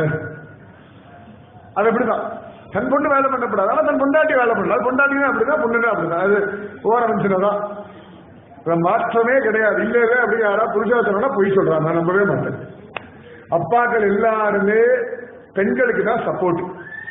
பொண்டாட்டிக்கு சப்போர்ட் பண்ணாருன்னா ஜெயதேவர் மட்டும் தான் எனக்கு தெரிஞ்சு. யாருமே பெண்டாட்டிக்கு சப்போர்ட் பண்ணி ராமனே பண்ணலாம், அப்புறம் தானே பெற்றவா பண்றதுக்கு. நல்ல வேலை எனக்கு பொண்ணு இல்லை, நானா பெற்ற பொண்ணு இல்லை, நீங்க அத்தனை பேர் என் பொண்ணு தான், கவலையே இல்லை. அது பெரிய பாடு இருக்கு வச்சுக்கோங்க. ஒவ்வொன்றும் ஒவ்வொரு விதம், ஊர் ஊரா ஒவ்வொன்றும் விதவிதமா கேட்கிற கேள்வியை பார்க்கணுமே, அப்பா ஆச்சரியமா இருக்கும், அத்தியாச்சரியம். இவன் நினைச்சு அழகான். அந்த கொங்கில் பிராட்டி, அவள் கொங்கு நாடு, கோயம்புத்தூர் அந்த பக்கம் கொங்கு ஜில்லாடு வழியா அந்த கொங்கு நாட்டே வந்ததுனால கொங்கில் பிராட்டி, கொங்கு பிராட்டி அப்படின்னு பேரு. இன்னைக்கும் அவளுடைய வம்சத்தார் இருக்கா. நான் மல்லூர் ஒரு இடத்துக்கு போயிருந்தேன், அங்க அவளுடைய வம்சத்துல வந்தவரை நான் பார்த்திருக்கேன், சேவிச்சிருக்கேன். கொங்கு பிராட்டியுடைய வம்சத்துல வந்தவா இன்னைக்கும் அவள் இருக்கா. இன்னைக்கும் அவளுக்கு நிறைய கைங்கரியங்கள்லாம் உண்டு. எப்பேற்பட்ட வம்சம், ராமானுஜர் பாதுகையை வாங்கின வம்சம். அழகா அவர் நினைச்சு அழகா டெய்லி ரகசியமா எடுத்து இந்த பாதுகையை எடுத்து நிவேதனம் எடுத்து திருப்பி பானைக்குள்ள போட்டு வேலை வச்சிருவான். ஒரு நாள் அவளுடைய நாத்தனார் பார்த்துட்டாங்க, என்னடா பானையை எடுக்கிறா, கீழே வைக்கிறா, திருப்பி அதுக்குள்ள எட்டி பார்க்கறா, ஜன்னல்லாம் மூடிக்கிறா அப்படின்னு சொல்லி அம்மா கிட்ட சொன்ன. அம்மா ஏதோ பானையில வச்சிருக்கா ரகசியமா, என்னமோ பணம் சேமிச்சு வைக்கிறா போல இருக்கு, நமக்கு தெரியாம என்னன்னு பார்த்துக்கணும். சரிடி, அவ எங்கேயா குளிக்க போகும்போது அந்த பானையை எடுத்து பார்த்துருவோம் அப்படின்னு. அழகா அந்த பக்கம் போனோன்னா பரண மேல ஏறி இந்த பொண்ணு அழகா பானையை எடுத்து வச்சா, வேற மூடி எல்லாம் வச்சிருக்கா. உடனே கரடி என்னதான் வச்சிருக்கா பார்க்கலான்னு திறந்தா புஷ்ன்னு பாம்பு சீடிட்டு வருது. பயந்தே போயிட்டா. பாம்பு சீடிட்டு, ஆதிசேஷனுடைய பாதுகை இல்லையா, ராமானுஜர் ஆயுதம் தலை ஆதிசேஷன். புஷ்ன்னு சீடிட்டு வந்தவன் நடுங்கி போயிட்டா. பானை ஓட வச்சுட்டு அப்படியே ரெண்டு பேரும் கை கட்டி வாய் ஊற்றி அப்படியே இருக்கா. புட்டி பாம்பு அடங்கி உட்கார்ந்து இருக்கா. கொஞ்ச நேரத்துல கொங்கு பிராட்டி குடிச்சுட்டுலாம் வந்த உடனே ரெண்டு பேரும் சண்டைக்கு வந்தா. ஏண்டி எங்களை கொலை பண்றதுக்காக பாம்பை பால் ஊத்தி வளர்த்துட்டு இருக்கியா, பரண மேல வேற வச்சிருக்கியா அப்படின்னு. அவசரம், நான் எங்க பாம்பை வளர்த்தேன்னா, நீ பாம்பை வளர்க்க நாங்க பார்த்தோம் இந்த பானைக்குள்ள இருக்கு. ஒரு பக்குன்னு இந்த பானையை நீங்க பார்க்கலான்னா, ஏன் உண்மை தெரிஞ்சிருக்குன்னு கவலைப்படுறியான்னு. இல்லவே இல்ல, சந்தோஷம் உங்களுக்கு பார்க்க கிடைச்சது. என்ன நீ பாம்பு வளர்க்கறது நாங்க பார்க்கறது உத்தமமா அப்படின்னு. அவ சொன்னா, நான் பாம்பே வளர்க்கறதோ பாருங்க. அவ தற்காதன்னு ரெண்டு பேரும் கத்தினா. அவ அழகா எடுத்து காண்பிச்சா ராமானுஜருடைய பாதுகை. அவளுக்கு நம்பவே முடியல. பார்த்தார்கள், ஏதோ மாய மந்திரம்லாம் தெரிஞ்சு வந்திருக்கா. ஸ்ரீரங்கம் போயிட்டு கொஞ்சம் அவளை வம்பு பண்ணிட்டு இருந்தா. இதுக்கப்புறம் அவளை வம்பு பண்றதே விட்டுட்டான். அப்பா ரொம்ப விவகாரமா இருக்கா, நம்ம திறந்தா பாம்பா இருக்கு, இவ திறந்தா பாதுகையா இருக்கு, இனிமேல் வீட வம்பு வச்சுக்கப்படாது, ராத்திரி பாதுகை சொல்லி பாம்பை விட்டுட்டான்னா கஷ்டம். அன்னிலேருந்து அவளை கொண்டாட ஆரம்பிச்சுட்டா. அவ பார்த்தா ராமானுஜ பாதுகை இப்படி ஒரு பலம் இருக்கு, அதை எதிர்பார்க்கவே இல்லை. ஆனாலும் தானாகவே அந்த எதிராஜ பாதுகை அவளுடைய அந்த குடும்ப பிரச்சனையும் மாற்றி விட்டுடுச்சு. இதெல்லாம் பார்த்த உடனே இந்த கொங்கு பிராட்டிக்கு மனசே தாங்கள். ஐயோ, நான் எதிராசிரிட்ட மனசுலதான் சொல்லிட்டு இருந்தா, அந்த மாதிரி எனக்கு கஷ்டப்படுத்துறான்னு தப்பா புரிஞ்சுக்கிறா, ஒழுங்கா நடத்த மாட்டேங்கிறாளே, எதிராசரே நீர் தான் என்னுடைய அப்பா, நீர் தான் என்னுடைய அண்ணா அப்படின்னு பிரார்த்திச்சுட்டு இருந்தா. அது அழகா எதிராசர் அவர் பாணியிலே அந்த பிரச்சனையை தீர்த்து வச்சுட்டார். இப்ப அந்த கொங்கு பிராட்டிக்கு ஆசை வந்துடுது, எப்படியாவது ராமானுஜரை ஒரு தடவை பார்க்க மாட்டேனா, ஸ்ரீரங்கத்துக்கு ஒரு தடவை போக மாட்டேனான்னு ஏங்கி ஏங்கி ஏங்கி ஏங்கி அழுதுண்டே இருந்தான். ஒரு நாள் என்னமோ தோணிடுத்து அவள் மனசுக்குள்ள நினைச்சா, சுவாமி ராமானுஜா, நான் இங்க உட்கார்ந்து இருக்கேன், என்னால ஸ்ரீரங்கம் வர முடியல, நீங்க வரலாம் இல்லையா? நீங்க வர முடியுமே, நீங்க நினைச்சா வர முடியாதா? நீங்க நினைச்சா எங்க வேணா வர முடியுமே. நானும் உங்களுடைய அடியார்கள் கூட்டத்துல ஒருத்தி தானே, நானும் உங்களுடைய செல்ல குழந்தை தானே. மற்றவாள்லாம் கூட கொஞ்சம் பக்குவப்பட்டவர்கள், நான் இன்னும் பக்குவ கூட படல. நான் பாட்டுக்கு 2 தடவை உபதேசம் வாங்கிட்டேன். ராமானுஜா ராமானுஜா, அடியாள் ராமானுஜ தாசி, தயவு செஞ்சு அனுகிரகம் பண்ணுங்கன்னு பிரார்த்திச்சுட்டார். ஸ்ரீமதே ராமானுஜாய நமஹ. ஸ்ரீமதே ராமானுஜாய நமஹ. ஸ்ரீமதே ராமானுஜாய நமஹ. ஸ்ரீமதே ராமானுஜாய நமஹ. ஸ்ரீமதே ராமானுஜாய நமஹ. ஸ்ரீமதே ராமானுஜாய நமஹ. ஸ்ரீமதே ராமானுஜாய நமஹ. ஸ்ரீமதே ராமானுஜாய நமஹ. ஸ்ரீமதே ராமானுஜாய நமஹ. அப்படி ஜெபிச்சுட்டே இருந்தால் இந்த கொங்கில் பிராட்டி. அவருடைய பிரார்த்தனை பலிதமாச்சு. அழகா கிருமி கண்ட சோழனால வேற வழியே இல்லாமல் சுவாமி ராமானுஜர் ஸ்ரீரங்கத்தை விட்டு கிளம்பிடுறார். கூரத்தாழ்வானுடைய வெள்ளை வஸ்திரத்தை உடுத்திண்டு சுவாமி ராமானுஜர் ஸ்ரீரங்கத்தை விட்டு கிளம்பிடுறார். கிளம்பி நடந்து நடந்து நடந்து நடந்து கொங்கு மண்டலம் வர தானா வர. எத்தனை வழிகள் இருக்கு, எங்கெல்லாமோ போகலாமோன்னு தானா சோழ தேசத்தை விட்டு விட்டு நேர கொங்கு நாட்டுக்கு வர. இப்படி வந்து நீலகிரி வழியா வந்தா, ஊட்டி சொல்றோம் இல்லையா, ஊட்டி கொடைக்கால் அந்த வழியா வந்தா அப்படின்னு காண கிடைக்கிற ஆச்சரியமா அப்படியே வர. நடந்து நடந்து நடந்து காட்டுலயும் மேட்டுலயுமா நடந்து நடந்து வர. மனசு முழுக்க ஸ்ரீரங்கம் நன்னா இருக்கணுமே, ரங்கராஜன் நன்னா இருக்கணுமே, ஜனங்கள் நன்னா இருக்கணுமே, ராஜசபைக்கு போன கூரத்தாழ்வான் பெரிய நம்பிகள் நன்னா இருக்கணுமே, இப்படி எல்லா யோசனையும் பண்ணிட்டு அடுத்து எங்க போறோம் ஏது போறோம் ஒண்ணுமே தெரியாது. திக்கு தெரியாத காட்டுல அவர் பாட்டு போயிட்டு இருக்கா. பகவான் வழி காட்டுவான். பல சந்தர்ப்பங்கள்ல வாழ்க்கையில் அடுத்து என்ன பண்ண போறோம்னு தெரியறது இல்லை. இதுக்கு மேல வாழ்க்கை எப்படி போக போறதுன்னு புரியறது இல்லை. இதுக்கப்புறம் நம்ம வாழ்க்கையுடைய நிலைமை என்னன்னு தெரியல. ஆனாலும் என்ன பண்றதுனே தெரியாம இருக்கிற சமயத்துல எல்லாம் பகவானை நினைச்சுக்கோங்க, நாமஜபம் பண்ணுங்கோ, அவன் வழி நடத்துவான். இப்ப ட்ரெயின்ல ஏற ட்ரெயின் எந்த பக்கம் திக்கில போறதுலாம் தெரியாதுதான். ஆனா கடைசியில போய் ஜங்ஷன்ல இறங்குவோம்.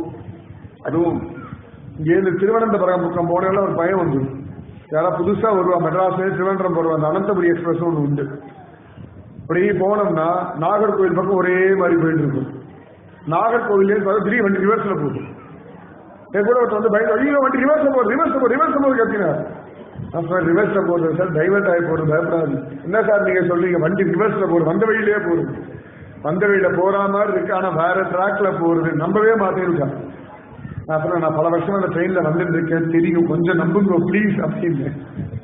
அப்புறம் தான் சமாதானமா உட்கார்ந்த. அவருக்கு பயம் வந்துருக்கும், பெட்டி ஏதோ மாத்தி இன்ஜின் ஏதோ மாத்தி எங்கேயோ போயிட்டு இருக்கு வண்டின்னு பயந்து போயிட்டா. அந்த மாதிரி சில சந்தர்ப்பங்கள்ல வாழ்க்கை ஒண்ணுமே புரியறது இல்லை. எந்த வழியில எந்த ரீதியில போகிறதுன்னே தெரியறது இல்லை. ஆனா நாமஜபம் பண்ணி பகவானை நம்பினேன்னு வச்சுக்கோங்களேன், தானாவே வழி கிடைக்கும். அம்மாவோட கர்ப்பத்துல இருக்கும், யாருன்னே தெரியாது, அம்மா அப்பா யாருன்னு தெரியாது, குடும்பம் ஏதுன்னு தெரியாது, என்ன பாஷன்னு தெரியாது, எந்த ஊர்ல பிறக்க போறோம்னு தெரியாது, ஒண்ணுமே தெரியாது. அம்மாவோட கர்ப்பத்திலேயே உலகத்தை முதல்ல வெளில வருவோம்.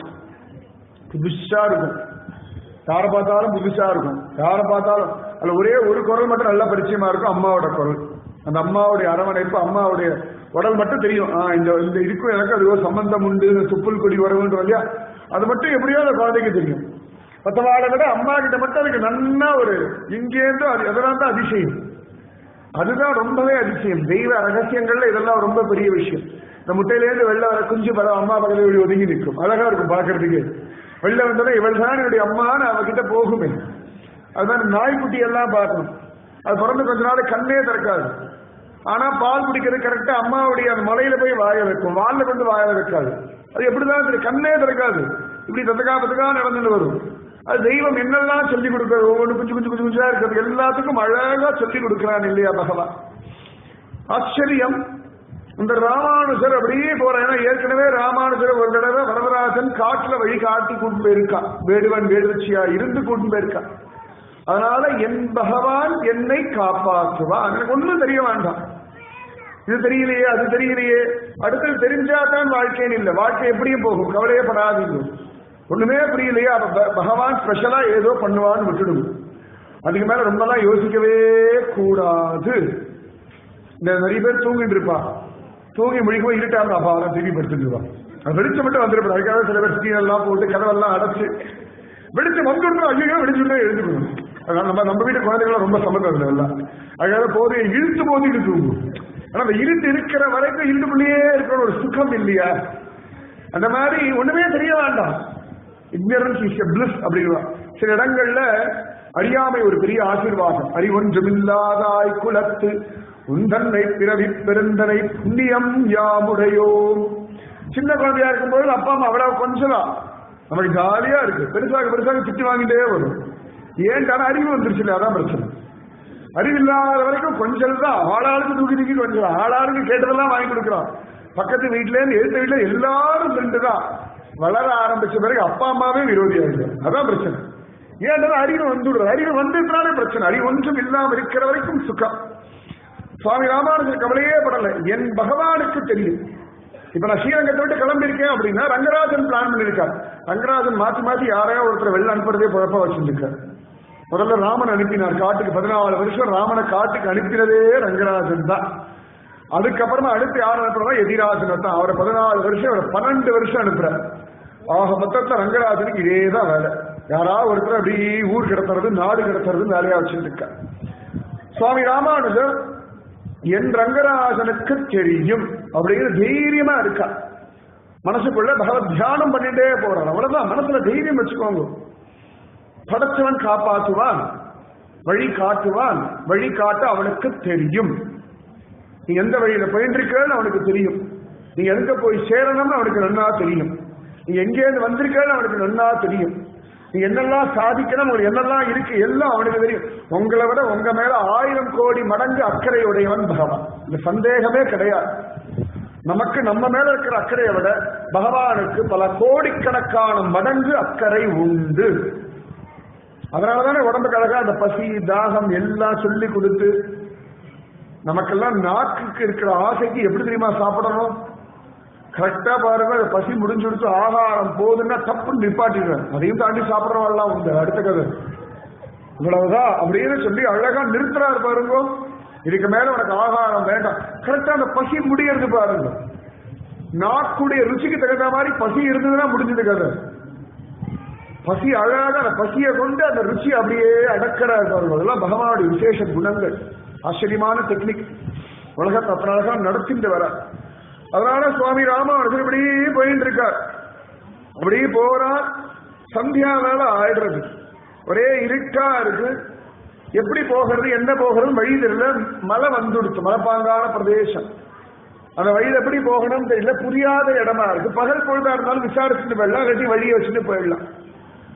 என்ன பண்றதுன்னு தெரியலையே, வழி தெரியலையே அப்படின்னு சிஷ்யா பேசிட்டு இருக்கா. அப்ப அந்த மலையில வாழக்கூடிய வேடுவர்கள்லாம் விடுகிட்டு வந்தா. யாரும் பெரியவாள்லாம் பேசுற மாதிரி இருக்கு. நம்ம ஊருக்கார மாதிரி இல்லை. இந்த கோயம்புத்தூர் தமிழ் வேற ஆச்சு, ஸ்ரீரங்கம் தமிழ் வேற, நெல்லை தூத்துக்குடி தமிழ் வேற. நிறைய தமிழ் புரியவே மாட்டேங்குது. புரியாத ஒரு தமிழ் நம்ம சென்னை தமிழ். அது மாதிரி அழகா தமிழ் பேசுறா. யாரோ பகவத் பக்தர்கள்னு தெரிஞ்சு வேடுவர்கள்லாம் வந்துட்டா. இந்த சிஷ்யாளுக்கெல்லாம் பயம். எங்கேயாவது ராமானுஜருக்கு ஏதாவது ஆயிடுமோன்னு சொல்லி ராமானுஜர் சூழ்ந்து நிற்கிறார்கள். உடனே வேடுவர்கள்லாம் கேட்கிறா, அவங்களெல்லாம் பார்த்தா பிராமணர்கள் மாதிரி இருக்கு, எங்கேருந்து வரீர்கள், எங்க போயிட்டு இருக்கீர்கள் அப்படின்னா. உடனே ஒருத்தர் யோசனை பண்ணா, நீங்க யாரு அப்படின்னு. உடனே அந்த வேடுவர்கள்லாம் சொல்றா, அடியார்கள் ராமானுஜ தாசர்கள் அப்படின்னு. எங்கேயோ வேடுவர்கள், எங்கேயோ வேடுவர்கள். அவ சொல்ற அடியார்கள் ராமானுஜ தாசர்கள். சிஷ்யாளுக்கெல்லாம் தூக்கி வாரி போட்டுது. உங்களுக்கும் ராமானுஜருக்கு எப்படி சம்பந்தம் அப்படின்னு. உடனே அந்த வேடுவர்கள் சொன்னா, எங்களுக்கு ராமானுஜர் யாரும் கூட தெரியாது, நாங்க பார்த்தது கூட கிடையாது. ஆனா திருமலை நல்லான் சக்கரவர்த்தின்னு ஒருத்தர் உண்டு. அவர் தான் எங்களோட எல்லாம் கலந்து பேசி, அப்பா அப்படியே ஜென்மா பண்ணிட்டு இருக்கடா, என்னமோ வேட்டையாடி தேனு கனமாவை தின்னு சாப்பிட்டு இருக்கல, போக வர அடியேன் ராமானுஜதாசன், அடியாள் ராமானுஜதாசன் ஜெபிச்சுட்டு இருங்கோ, நிச்சயமா வாழ்க்கை நல்லபடியா இருக்கும், பகவான் இருக்கான்னு சொல்லி எங்களுக்கு சொல்லி கொடுத்துருக்கா. அவர் சொன்னதுலேயே நிறைய நாங்க மாறிட்டோம். எங்களுக்கெல்லாம் ரொம்ப நாள் ஆசை, ராமானுஜரை பார்க்கணும்னு ஆசை. எங்க பார்ப்போம் எப்ப பார்ப்போம்னு தெரியல. ஸ்ரீரங்கத்தில் இருக்காருன்னு கேள்விப்பட்டிருக்கோம். போகணும்னு ஆசை, போக முடியறதில்லை. அந்த கருணாமேகமே வந்து காட்சி கொடுத்தாலொழிய எங்களுக்கு காட்சி இல்லைன்னு பேசினான். உடனே முன்னாடி இந்த சிஷ்யர்களா 2 பேரும் அப்படி விலகினா. நடுவில் ராமானுஜர் நிற்கிறார். கேட்டா இவர் யார் அப்படின்னா சிஷ்யர்கள்லாம் சொன்னா நீங்க சொன்னேல அந்த கருணா தெய்வம் இதுதான், இவர்தான் அந்த சுவாமி ராமானுஜர்னு உடனேயே வேடுவர்களுக்கு கண்கள்ல ஆனந்த பாஷை தேடிண்டு வந்துட்டாரா, அதான் கருணை. ஸ்ரீரங்கத்தை நீங்க கிளம்புறேன் அப்படின்னா இந்த வேடுவ ஜாதிக்கு இந்த கிருபை கிடைச்சிருக்காது. ராமன் காட்டை விட்டு வந்தவொடனே முதல்ல குகன் வேடுவனுக்கு தான் கிருபை பண்ணான், அதே ராமானுஜர். ஏன்னா ராமனா கூட லக்ஷ்மணனா இருந்து பார்த்த சரியா அப்படியே நடக்கிறது. அங்க குகன் வேடுவனுக்கு கிருபை, இங்க வேடுவ ஜாதிக்கே கிருபை. பார்க்கலாம் ஒரே சந்தோஷம், ராமானுஜரா ராமானுஜரா ராமானுஜரா கண்ணறைய பார்க்கலாம். ராமானுஜர் நின்று இருக்கிறதெல்லாம் அமக்கலமா இருக்கு. கைகள்ல திரிகண்டம் இல்லை, ஏன்னா கூரத்தாழ் எடுத்துட்டு போயிட்டார். காவி வஸ்திரம் இல்லை, ஏன்னா அதையும் கூரத்தாழ் உடுத்திட்டு போயிட்டார். கூரத்தாழ்வானுடைய வெள்ள வஸ்திரத்தை தான் அவர் உடுத்திட்டு வந்திருக்கார். அப்ப அப்படிலாம் கை கூப்பிட்டு ராமானுஜர் வெள்ள உடுத்த மாட்டான்னு சொல்லுவாள், காவிதானே உடுத்திப்பார். கைகள்ல ஆச்சரியமா திரிகண்டம் இருக்குன்னு சொல்லியிருக்காரு எங்க ஆச்சாரியன், அதெல்லாம் இல்லையா அப்படின்னா அவ எல்லா விஷயத்தையும் சொன்ன அந்த மாதிரி நடந்தது. ஓ அப்படியா அப்படின்னாரு. இன்னைக்கு ஸ்ரீபெரும்புதூர்ல உற்சவ சமயத்துல வெள்ள சாத்துபடின்னு ஒண்ணு உண்டு. ராமானுஜருக்கு வெள்ள வஸ்திரம் கொடுத்துவார்கள்.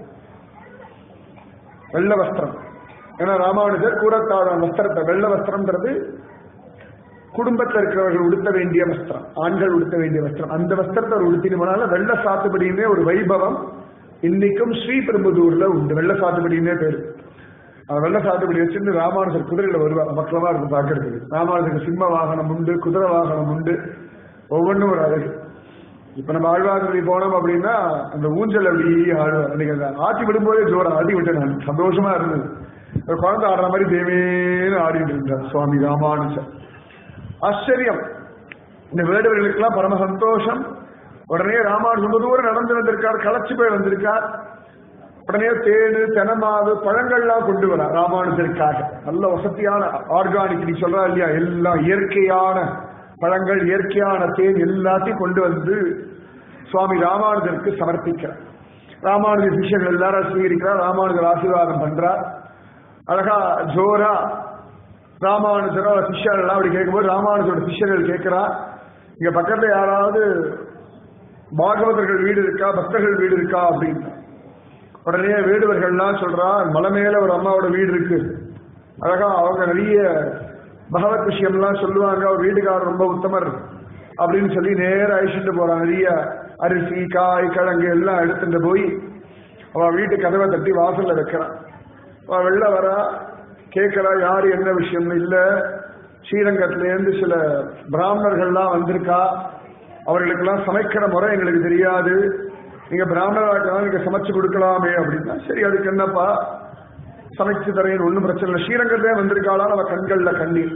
இவ வந்து கதவை தட்டினது கொங்கில் பிராட்டியோட வீட்டு கதவை தட்டுமா தெய்வம்னா தட்டும், சத்தியமா தட்டும், சுயம் சந்தேகமே வேண்டாம். ஏன்னா தியாகராஜர் வீட்டு கதவை தட்டி ராமச்சந்திரமூர்த்தி காட்சி கொடுத்திருக்கார். பகவான் கிருஷ்ணன் ஒருத்தி மகனாய் பிறந்து ஓரிரவில் ஒருத்தி மகனாய் ஒழித்து வளரன் தானே தேடிண்டுதான் நந்த கோகுலம் வந்தான். இவா யாரும் அங்க போய் நிக்கவே இல்லை. நீங்க பாடு இருந்த இடத்துல இருந்துட்டு பக்தி பண்ணிட்டு வாங்கோ, தெய்வம் தேடிண்டு வரும். நீ எதையும் விட வேண்டாம், யாரையும் விட வேண்டாம். குடும்பத்துல இருந்துட்டு உங்க கடமைகள் என்ன உண்டோ அக்கறையோட, ஸ்ரத்தையோட, பணிவோட, ஆசையோட, நம்பிக்கையோட, ஒழுங்கா அக்கறையோட பண்ணிட்டு வாங்கும். அப்ப தானாகவே கர்மத்தால் பெற்றேனோ அப்படின்னு ஜனக மகாராஜாவை தேடிண்டு ராமன் வந்தான் இல்லையா, அந்த மாதிரி உங்களையும் தேடிண்டு தெய்வம் வரும். சந்தேகமே வேண்டாம், துளி கூட சந்தேகமே வேண்டாம். என்னோட சுயம் அனுபவத்திலேயே சொல்றேன். இந்த சால கிராமம்னு ஒரு திவ்ய தேசம் உண்டு, நேபாளத்தில் இருக்கு. முக்திநாத் அப்படின்னு பேர் அந்த இடத்துக்கு. சால கிராமம்ன்றது பகவானுடைய ஒரு ரூபம், கருப்பா ஒரு கல்லு மாதிரி இருக்கும். அந்த மூர்த்தி வச்சு டெய்லி வீட்டுல வச்சு பூஜை பண்ணுவார்கள். எனக்கு ரொம்ப நாள் ஆசை, ஒரு சால கிராம மூர்த்தி வச்சுக்கணும்னு ரொம்ப நாள் ஒரு ஆசை. சரி அப்படின்னு பார்த்துட்டு எனக்கு போகிறதுக்கு வாய்ப்பு இல்லை, நான் வரைக்கும் போனதும் இல்லை. சரி போகணும்னு நினைச்சிட்டு இருப்பேன். சரி சால கிராம மூர்த்தி யாராவது போனா சொல்லணும் அப்படின்னு நான் பார்த்து நினைச்சிருந்தேன். யாருக்கிட்டையுமே இது வரைக்கும் சொன்னதே கிடையாது. அப்போ ஒரு தீபாவளியின் பொழுது அழகா ஆச்சரியமா எனக்கு தெரிஞ்ச ஒருத்தர் பெரிய உபன்யாசகர் வீட்டு பக்கத்துல இருக்க.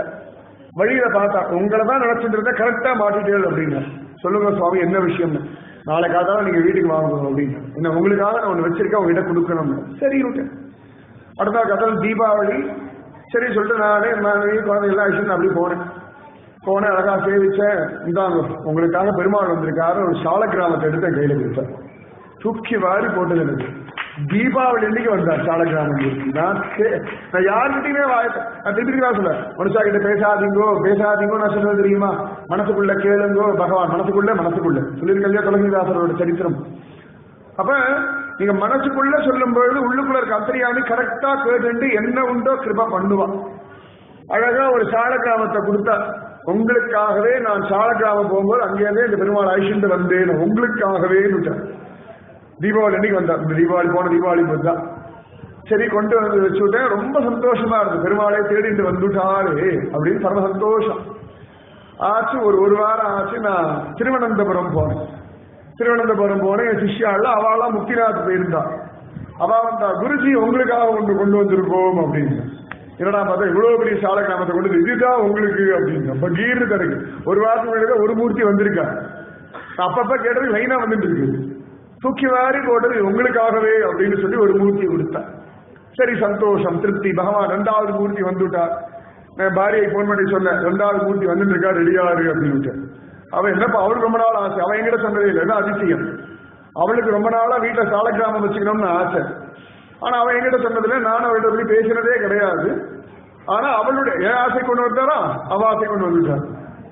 ஊருக்கு எடுத்துட்டு போன வச்ச. அப்பா என்னப்பா என் பிள்ளை கேட்டான். சால கிராம மூர்த்திதான் அபிஷேகம் எல்லாம் பண்ணா. சரிப்பா இது அம்மா, இது உங்களுக்கு, இது எனக்கு இல்லையே அப்படின்னு விட்டான். உடனே நான் சொன்னேன் கவலைப்படாத வந்து அப்பா அப்பா போகும்போது அழிச்சுட்டு வரலாம். ஒன்னு அழிச்சுட்டு வரேன். ஒரு வாரம் ஆச்சு. இன்னொரு பக்தர் அவ வந்தா. குருஜி உங்களுக்காக ஒண்ணு டப்பாவை கரெக்டா உள்ள ஒரு சால கிராம மூர்த்தி. கரெக்டா ஒரு வாரம் கேப்ல 3 சால கிராம மூர்த்தி வீட்டுக்கு வந்துட்டான். தூக்கி வாரி போட்டது. நான் உடனே பிள்ளைய கூப்பிடுறேன். நீ கேட்டதை வந்துட்டாரு சுவாமி. சத்தியம் 3 பேருக்குமே அவாவா தனித்தனியா ஒரு ஆசை. அவ்வளவுதான். ஒருத்தர் பேசிக்கவே இல்லை. ஆனா தேடிண்டு வந்தா அந்த தீபாவளிக்கு அப்புறம் கரெக்டா ஒவ்வொரு மூர்த்தியா வந்து சேர்ந்தாருன்னா பகவத் கிருபை. இது நான்றனால இல்லை, யாராக இருந்தாலும் நடக்கும். நல்லா ஞாபகம் வச்சுக்கோங்க. நீங்க கேட்டா உங்களுக்கும் நடக்கும். சந்தேகமே வேண்டாம். ட்ரை பண்ணி வேணா பாருங்க. டெஸ்ட் பண்ணியே பாருங்க. எனக்கு பிருந்தாவனமே ஒரு கிருஷ்ணன் வேணும் கேட்டு பாருங்க. தேடிண்டு வருமா இல்லையா பாருங்க. சந்தேகமே வேண்டாம். பகவான் கருணா சாகரன். ஒரு நாள் கூட கை விடவே மாட்டான். பகவானிடத்தில் நீங்க பண்ண பிரார்த்தனை ஒரு நாளும் வீண் போகாது, தோத்து போகாது. சந்தேகமே வேண்டாம். அந்த மாதிரி இந்த கொங்கில் பிராட்டி பிரார்த்திச்சுண்டா அந்த பிரார்த்தனைக்கு வந்துட்டா. ஆனா அவளுக்கு தெரியாது வந்திருக்கிறது ராமானுஜர்லாம் தெரியாது. அழகா ராமானுஜர் கூட்டமா அழகா சிஷ்யா சொன்னா, சுவாமி நீங்க யாரும் காட்டிக்க வேண்டாம். சரிப்பா அப்படின்னு விட்டா. அழகா அவளை கொண்டு வந்து விட்டுட்டா. வேடுவர்கள் இவாள்லாம் எங்க தங்கட்டம் வைஷ்ணவன். சரி இருங்கோ அப்படின்னு விட்டா. அவள் அழகா எல்லாம் சமையல்லாம் பண்றா.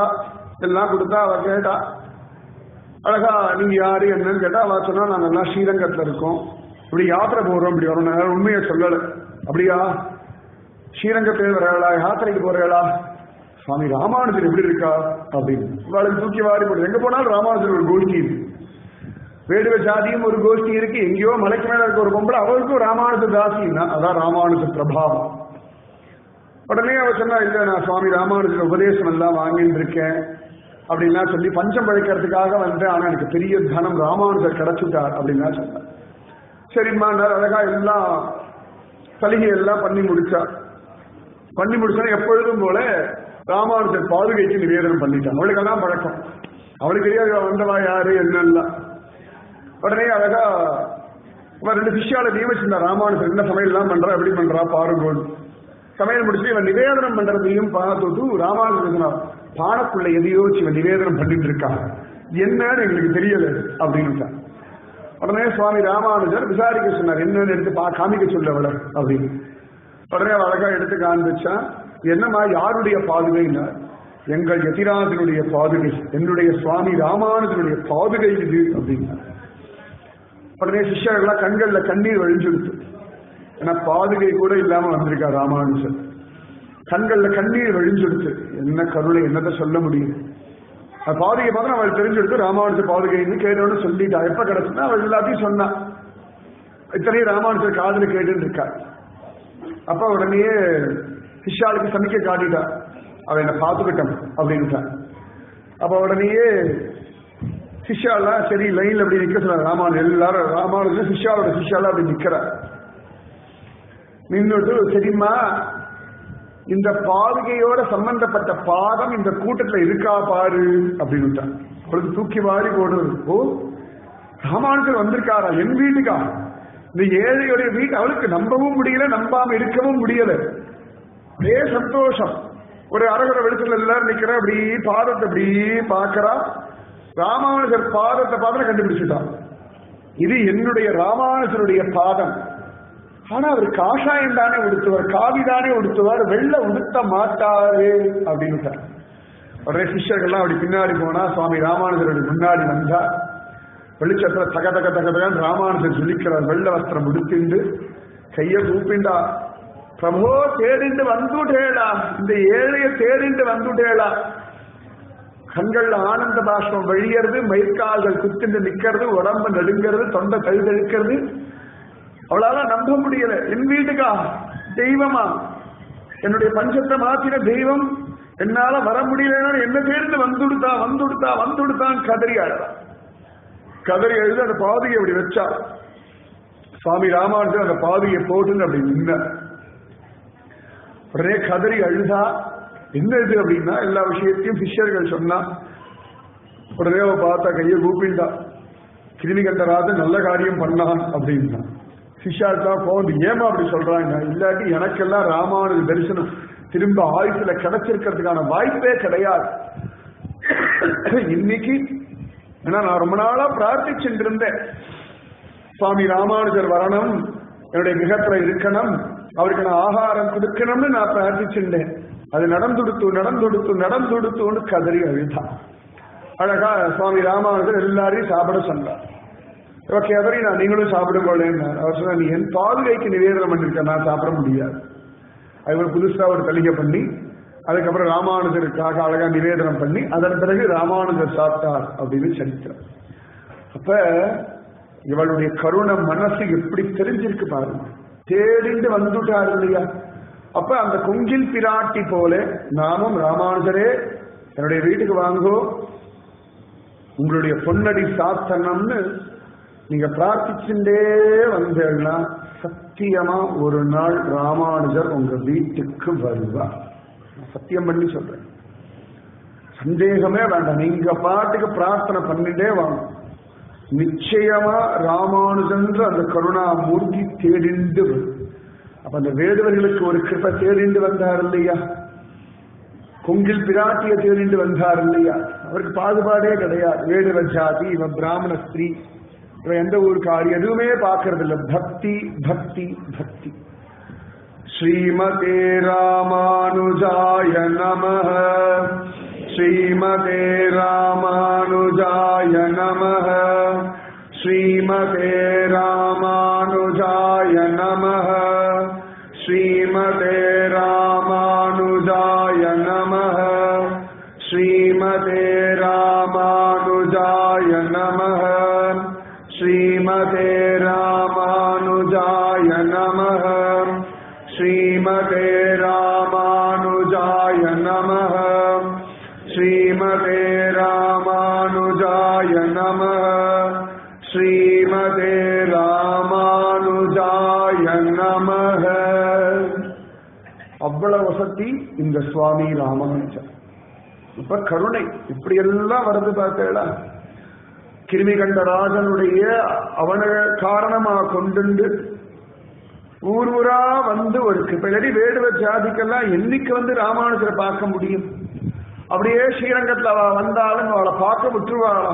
மற்ற ஜனங்கள்லாம், ஐயோ நீங்கள்லாம் நாகரிகம் இல்லாதவர்கள், நீங்கள்லாம் ஆச்சாரியன் பக்கத்துல போகப்படாது, சேவிக்கப்படாதுன்னு சொல்லி ஒதுக்கி வச்சிருப்பார். ஆனால் தேடி வந்து ஒரு கிருபை. அதனாலதான் காரே கருணை ராமானுசா இக்கடலிடத்தில் ஆரே அறிபவர் நின் அருளின் தன்மையில் அல்லலுக்கு நேரே உறைவிடம் நான் வந்து நீ என்னை உய்த்த பின் உன் சீரே உயிர்க்கு உயிராக அடியேற்கு இன்று தித்திக்குமே. சத்தியம். அவ்வளவு ஒரு உத்தமமானவர். இதை சொன்னவர் திருவரங்கத்து அமுதனார் அப்படின்ற ஒருத்தர். ராமானுச நூற்றந்தாதி அப்படின்னு 100 பாசுரங்கள் பாடியிருக்காரு. நான் ஒவ்வொரு நாளும் ஒரு பாசுரம் சொல்லணும்னு நினைச்சேன். ஆனா அந்த காரிய கருணை ராமானுசான்ற இந்த பாசுரம் நல்லா உங்க மனசுல பதியணும் தான் இதுவே போதும் விட்டுட்டேன். இன்னொரு பாசுரம் உங்களுக்கே தெரியும், பூமண்டு மாது பொருந்திய மாது. இந்த காரிய கருணை ராமானுசான்ற இந்த பாசுரம் நிஜமாவே ஜென்ம ஜென்மாந்திரத்துக்கு நல்லது பண்ணும். இந்த திருவரங்கத்து அமுதனா ரொம்ப அழகான பாசுரம். வந்து நீ என்னை உய்த்த பின் நீ வந்து எனக்கு கிருப பண்ணா என்ற இந்த திருவரங்கத்து அமுதனா ஸ்ரீரங்கத்துல இருந்தவர். அப்ப பரம்பரை பரம்பரையா பகவான் ரங்கராஜனுக்கு பூஜை பண்ணக்கூடிய பக்தர். அது தவிர ரங்கநாதன் கோவில்ல புரோஹிதம், இந்த பஞ்சாங்கம் வாசிக்கிறது, புராணம் வாசிக்கிறது, இதெல்லாம் அவருடைய கைங்கரியம். ஸ்ரீரங்கம் கோவிலோட சாவி அவர் கையில இருந்ததுன்னா பாத்துக்கோங்க எப்படி இருப்பார் அப்படின்னு பாத்துக்கோங்க. இடுப்புல சொருகி வச்சுட்டு போவார். ஸ்ரீரங்கம் கோவிலை பூட்டிட்டு அந்த சாவியை இடுப்புல சொருகி வச்சுட்டு போவார். வீட்டுல கொண்டு போய் தன் வீட்டுல செவுத்துல ஆணில மாட்டுவார். உலகத்தையே ஆளக்கூடிய ரங்கராஜன் இருக்கும்படியான ஸ்ரீரங்கத்தினுடைய கோவில் சாவி நம்ம வீட்டுல தொங்குறதுன்னா தான் பெரிய பாக்கியம் வேணும். சாவியை பார்க்கும் போதெல்லாம் ரங்க ஸ்மரணம் வரும் இல்லையா? ரங்கராஜனே இவன் எப்படாப்பா திறப்பான்னு காத்துட்டு இருப்பாரு. இவன் வந்து திறந்தாதானே உண்டு. அதனால இந்த திருக்கோளூர்லாம் போனா பத்திரிகிட்ட சொல்லணும், சாவியை கொஞ்சம் குறும்போல. ஏதோ சமயத்தை கொஞ்சம் லேட்டாவோ சீக்கிரமோ எப்படியோ போனோம் நாங்க. அப்ப பூட்டணமோ திறக்கணுமோ ஞாபகம் இல்லை எனக்கு. நான் சொன்னேன், இந்த ஒரு கைங்கறி நான் ஜென்மால ஒரே ஒரு தடவை பண்ணிக்கிறேனே அப்படின்னு.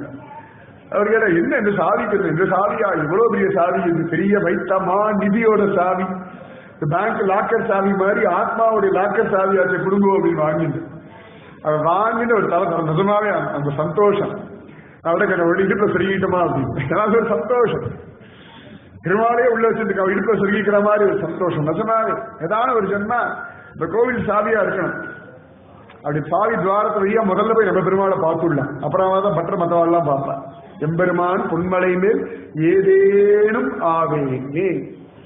அப்ப ஆச்சரியம். இன்னைக்கும் மன்னார்குடி போனோம் வச்சுக்கோங்கன்னா, Mannargudi Rajagopalan the best shepherd for அவர். எப்பொழுதுமே அவன் தான் பெஸ்ட் ஷெப்பர்ட். அவன் இடுப்புல ஒரு சாவி கொஞ்சம் சொருகி வச்சுட்டு இருக்கான். எதுக்குடா அப்படின்னா, பெரியவா சொல்றா, யாராவது நல்ல பக்தி வந்தாலும் சாவி கொத்த கொடுத்து போகும், மோட்சத்துக்கு போ, நீ திறந்துட்டு நீ போய்க்கோ அப்படின்னு வரான். மோட்சத்தை பூட்டி எடுத்து வந்திருக்கான, சாவியை சொருகி வச்சுட்டு இருக்கானா.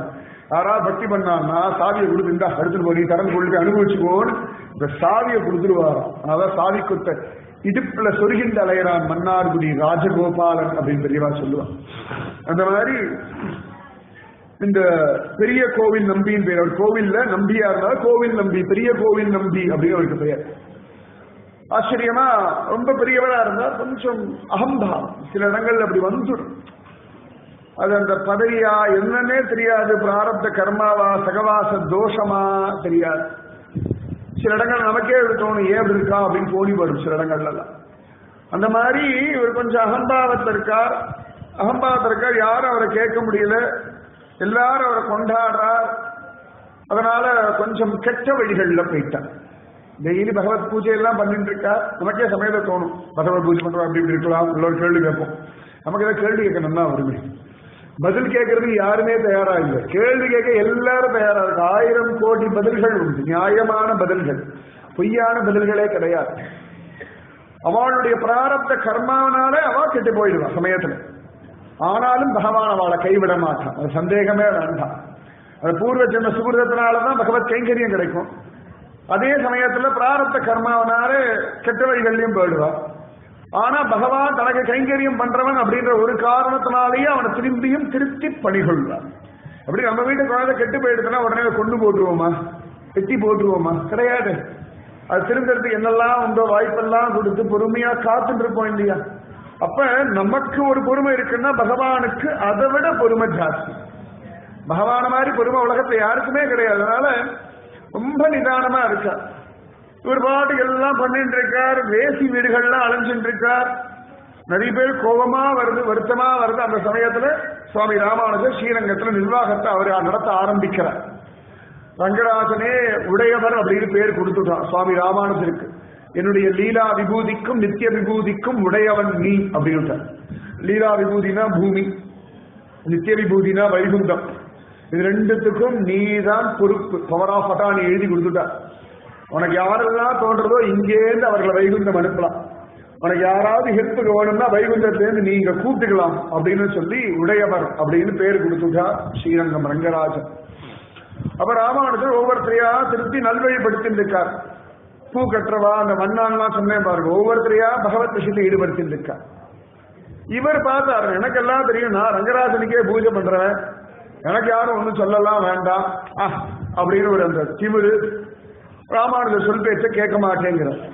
ராமானுஜர் பொறுமையா சொல்லிட்டே இருக்கா, அப்பா கொஞ்சம் மாத்திக்கோப்பா, நீ இருக்கிற இடம் ரொம்ப வசதி, ரங்கராஜ கைங்கரியம் பண்ணிட்டு இருக்கா, அதற்குரிய ஒரு குணம் உனக்கு இருக்கணும், இப்படி பல விதமா எடுத்து சொல்றார். அவர் சொல்லிட்டார், நான் ரங்கராஜன் பூஜை பண்றேன், எனக்கு ரங்கராஜனை தெரியும், நீங்க ஒன்றும் மற்றவாள் மாதிரி அட்வைஸ் எல்லாம் பண்ண வேண்டிய அவசியம் இல்லைன்னு எடுத்தெறிஞ்சு பேசிட்டார். அப்படியே ராமானுஜன் திரும்ப திரும்ப பேசிட்டு இருக்கார். ஒருத்தர் எடுத்தெறிஞ்சு பேசுறான்னா எத்தனை தடவை அவர்கிட்ட பேசுவேன் சொல்லுங்க. அது அட்லீஸ்ட் நம்ம குழந்தைகள் நம்ம தேவை வேண்டப்பட்டவார்கள்னா சரி கொஞ்சம் விட்டு கொடுப்போம். முன்ன பின்ன பழக்கம் இல்லாதவர், இவர் ரத்திராசன், நிறைய சிஷ்யர்கள் இருக்கா, அத்தனை உயர்ந்த ஸ்தானத்துல இருக்கிறவர் எடுத்தெறிஞ்சு ஒரு மாதிரி எல்லாம் பேசுறார். ராமானுஜர் கோவிலுக்கு வந்தா ஒழுங்கா சடாரி சாதிக்க மாட்டேங்கிறார், தீர்த்தம் கொடுக்க மாட்டேங்கிறார். ராமானுஜர் எல்லாத்தையும் பொறுமையா எடுத்துக்கிறார். சரி சரி சரி மாறுவான் மாறுவான் மாறுவான். ஒரு ஸ்திதியில ரொம்ப ஜாஸ்தியா போயிடுச்சு. சுவாமி ராமானுஜர் பார்த்தா ரங்கராஜன் கிட்ட ஒரு நாள் சொல்லிட்டார், ரங்கா நானும் பல விதத்துல இவரை திருத்த முயற்சி பண்றேன், எனக்கு ஒன்றும் புரிய மாட்டேங்கிறது, என்ன பண்றதுன்னு தெரியல, எனக்கு தெரிஞ்சு இவரை வேலையை விட்டு நிறுத்திட்டோம் அப்படின்னா அப்ப கொஞ்சம் தானா சரியா வருவார், கொஞ்ச நாள் சஸ்பெண்ட் பண்ணி வச்சோம்னா நல்ல புத்தி வந்துடும், சரியாயிடுவார் அப்படின்ட்டார். உடனே ரங்கராஜன் பரிந்து, அப்படிலாம் பண்ணாதேப்பா, அப்படிலாம் பண்ணாது, வம்சமா எனக்கு பூஜை பண்றேன். ராமானுஜர் சொன்னார், சத்தியமா நான் ஒன்னும் தப்பாவே நினைக்கல, ஆனா வேற வழியில் இவர் காரணம் கொண்டு திருப்பி எல்லாம் கெட்டு போயிடுச்சுன்னா கோவிலுடைய கைங்கரியங்கள் ஒழுங்கா நடக்காது. உனக்கு எப்படி இருந்தாலும் உனக்கு ஓகே, ஆனா இந்த ஆழ்வார்கள் ஆச்சாரர்கள் இப்படிதான் நடைமுறைன்னு சொல்லியிருக்கா. சாதாரண பாமர ஜனங்களுக்கும் தெய்வத்தினிடத்துல நம்பிக்கை உண்டாகும், அது முக்கியம் இருக்கே. கோவில்ன்றது யாரோ ஒரு 10 பேர் 15 பேருடைய சொத்து கிடையாது.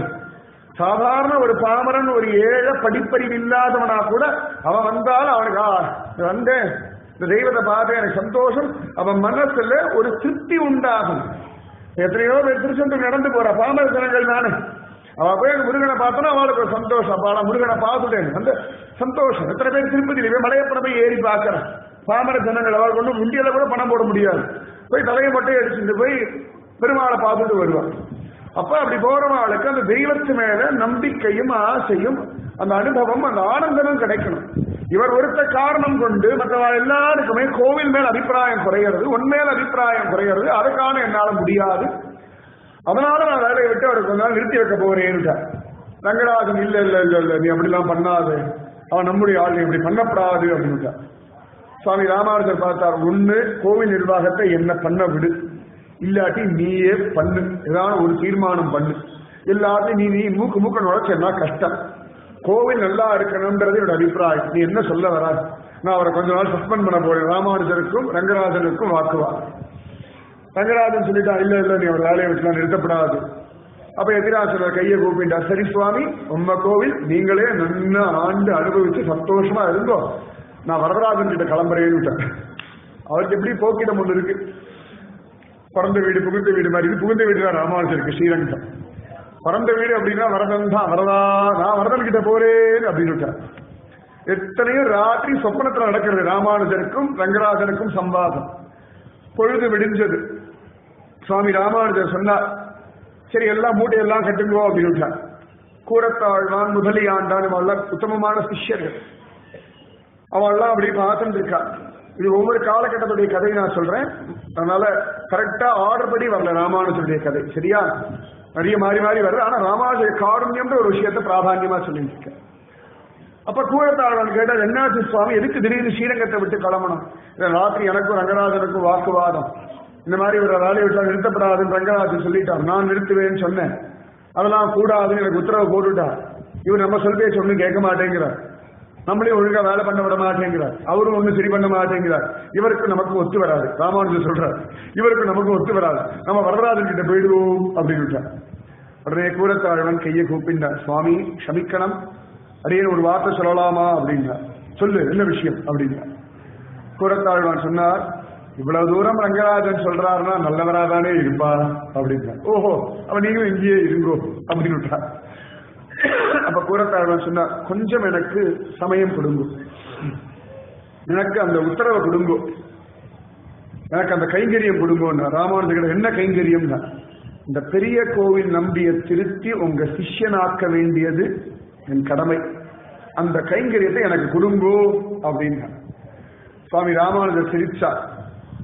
இனிமேல் பெரிய கோவில் நம்பி திரும்பிடுவான்னு. கூரத்தாழ்வான் நினைச்சுட்டாரா நடந்துருக்கும். பாகவதர்கள் ஒரு விஷயம் தீர்மானம் பண்ணிட்டான்னா சத்தியமா சுவாமி நடத்தி காட்டுவான். சுவாமி ராமானுஜரால முடியாதா? இல்லையா, அது கூரத்தாழ்வான் மூலமா நடக்கணும்னு ஒரு சங்கல்பம். அதனாலேயே இவ்வளவும் நடக்கிறோம். நேரடியா சொல்லி அவன் கேட்கல, இந்த பெரிய கோவில் நம்பி. அப்ப ராமானுஜர் பார்த்தா இப்படி ஏதானம் பண்ணி கூரத்தாழ்வான் வழியா அதை இழுக்கணும் அப்படின்னு தீர்மானம் பண்ணிட்டார். உடனே சரின்னுட்டார் ராமானுஜர். மண்ணிலேந்து கூரத்தாழ்வான் இந்த பெரிய கோவில் நம்பியோட பழகிறார். கூரத்தாழ்வானுக்கு காமமே கிடையாது. அவரும் அவர் மனைவி ஆண்டாள். ஆண்டாளுக்கு ஜாதகத்துல தோஷம், அவருடைய மனைவிக்கு. ஜாதகப்படி அவர் கல்யாணமாகி தாம்பத்திய சுகம் வச்சிருந்தா உடனேயே புருஷன் இறந்துருவான். அந்த மாதிரி ஒரு நிலைமை. அவரோட அந்த ஆண்டாளுடைய தாயார் தகப்பனாரும் வருத்தப்படுறாங்க, இந்த குழந்தைக்கு எப்படி கல்யாணம் பண்ணி வைக்கிறது, நம்ம ஆயுசு முடியறதுக்கு முன்னாடி இவளை எங்க கொண்டு ஒப்படைப்போம், நம்ம ஆயுசுக்கு அப்புறம் யார் இவளை காப்பாற்றுவா அப்படின்லாம் கவலைப்படுறவாள்லாம் கூரத்துல இருந்தோம். கூரம்னு ஒரு இடம் உண்டு இன்னைக்கும், ஸ்ரீபெரும்புதூர் பக்கத்துல. ஸ்ரீபெரும்புதூர்ல பெங்களூர் போற வழியில கூரம்னு ஒரு சின்ன கிராமம், ரொம்ப அழகா இருக்கும். ரொம்ப இன்னைக்கு ஒரு கிராமம் தான். கூரத்தாழ் அந்த ஊர் முழுக்க ராஜாவா இருந்தா. ஒரு நாள் அவர் ராத்திரி நடந்து வரும்போது இவ வீட்டுல பேசுறத கேட்டா, அடுத்த நாள் வெத்தலை பாக்கு தட்டெல்லாம் எடுத்துட்டு போய் அவங்க பொண்ணை நான் கல்யாணம் பண்ணிக்கிறேன்னு சார். அப்பா அம்மா சொல்ற விஷயத்தை எல்லாம் தெரிஞ்சுதான் சொல்றேன், அவங்க வயசான காலத்துல நீங்க கவலைப்பட வேண்டாம், அவளை நான் மனைவியா ஏத்துக்கிறேன், மனைவியா ஏற்றுட்டார். உலகத்துல யாராவது ஒரு புருஷன் காமசுகம் வேண்டாம் மனைவியா ஏத்துக்கிற யாராவது ஒருத்த லோகத்துல உண்டா? சத்தியமா கிடையாது. கூரத்தாழ்வான் உண்டு. எனக்கு தெரிஞ்சு ராமகிருஷ்ண பரமஹம்சர். நிஜமாவே ரொம்ப ஆச்சரியம். சமீப காலத்துல ராமகிருஷ்ண பரமஹம்சர். இவ்வளவு தைரியம் வேணும். தன் மனைவி அப்படின்னா அவளுடைய உடல் தான் பெருசு. கணவனுக்கு பெரிய சுகம், பெரிய ஒரு சொத்து அப்படின்னா தன் மனைவியுடைய உடலை தானே கொண்டாடுவான். அதிகமா சொல்ல நினைச்சிட வேண்டாம், விரசமா பேசுற நினைச்சிட வேண்டாம், யதார்த்தத்தை சொல்ல. ஆனா கூரத்தாழ்வான் அழகா கல்யாணம் பண்ணிட்டார். தாம்பத்தியம் இல்லாத ஒரு தம்பதிகள் ரொம்ப துர்லபம், அந்த மாதிரி காண கிடைக்கிற அந்த கூரத்தாழ்வான் இந்த திருவரங்கத்தை அமுதனார் சொல்ற பெரிய கோவில் நம்பி அவரோட சாதாரணமா பழகிறார். யார்கிட்டையும் பழக மாட்டார். கூரத்தாழ்வான் ஒரு பாட்டுக்கு இருப்பார். பகவத் தியானம் பண்ணிண்டு, பக்தி பண்ணிண்டு. ஒவ்வொரு நாளும் சுவாமி ராமானுஜர் கேட்கிறார், என்ன திருப்பியாச்சா, திருந்திட்டானா, இன்னைக்கு பார்த்தேளா, பேசினேளா? கூரத்தாழ்வான் கண்கள்ல கண்ணீர் வழியறது. ராமானுஜரோட என்ன செலவேன்னு இல்ல, அவன் திருந்த மாட்டான், ரங்கராஜன் சரி பண்ண மாட்டார், ஊருக்கு கிளம்பலான்னு சொன்னேல, டெய்லி அக்கறையோட கேட்டு சீக்கிரம் திரும்பிடுவோம். தண்ணி தெளிச்சு விட வரமாட்டேங்கிற மனசு. தன்னை அவமரியாதை பண்ணிட்டு இருக்கான். டெய்லி அவமரியாதை பண்ணிட்டே இருக்காரு அந்த பெரிய கோவில் நம்பி. ராமானுஜர் அவ்வளவு இன்சல்ட் பண்ணிட்டு இருக்கார். ஆனாலும் அத்தனை இன்சல்ட்டையும் பொறுத்துண்டு தேமேன்னு இருந்துட்டு இருக்கா. டெய்லி கேட்டு இருக்காரு, சரியாயிட்டானா, ஒழுங்கா இருக்கானா. சில சமயத்துல அப்பாவுக்கும் பிள்ளைக்கும் ஒத்து வராது. நேரடியா பிள்ளைகிட்ட பேச மாட்டார். ஆனா கொண்டாடிகள் சொல்லுவார், சாப்பிட்டானா, தூங்கினானா, என்ன பண்ணா, அப்ளிகேஷன் போட்டானா, எல்லாம் கிளீனா கேட்டுட்டே இருப்பார். கோச்சுப்பா சண்டை போடுவோம். ஆனாலும் அக்கறை விடாது. இந்த மாதிரி ராமானுஜர் டெய்லி கேட்டு இருக்கார். இந்த கூரத்தாழ்வான் டெய்லி அவர் கூட போறார், பேசுறார், இப்படி நடந்துட்டு இருக்கு. ஒரு நாள் அழகா இவர் போறார் பெரிய கோவில் நம்பி. தேசி வீட்டுக்கு போறார். கூரத்தாழ்வான் பின்னாடியே போயிட்டார். உள்ள போய் உட்கார்ந்து இருக்கார். பின்னாடியே கூரத்தாழ்வான் போய் உட்கார்ந்துட்டார். இந்த பெரிய கோவில் நம்பிக்கு ரொம்ப தர்ம சங்கடமா போயிடுச்சு.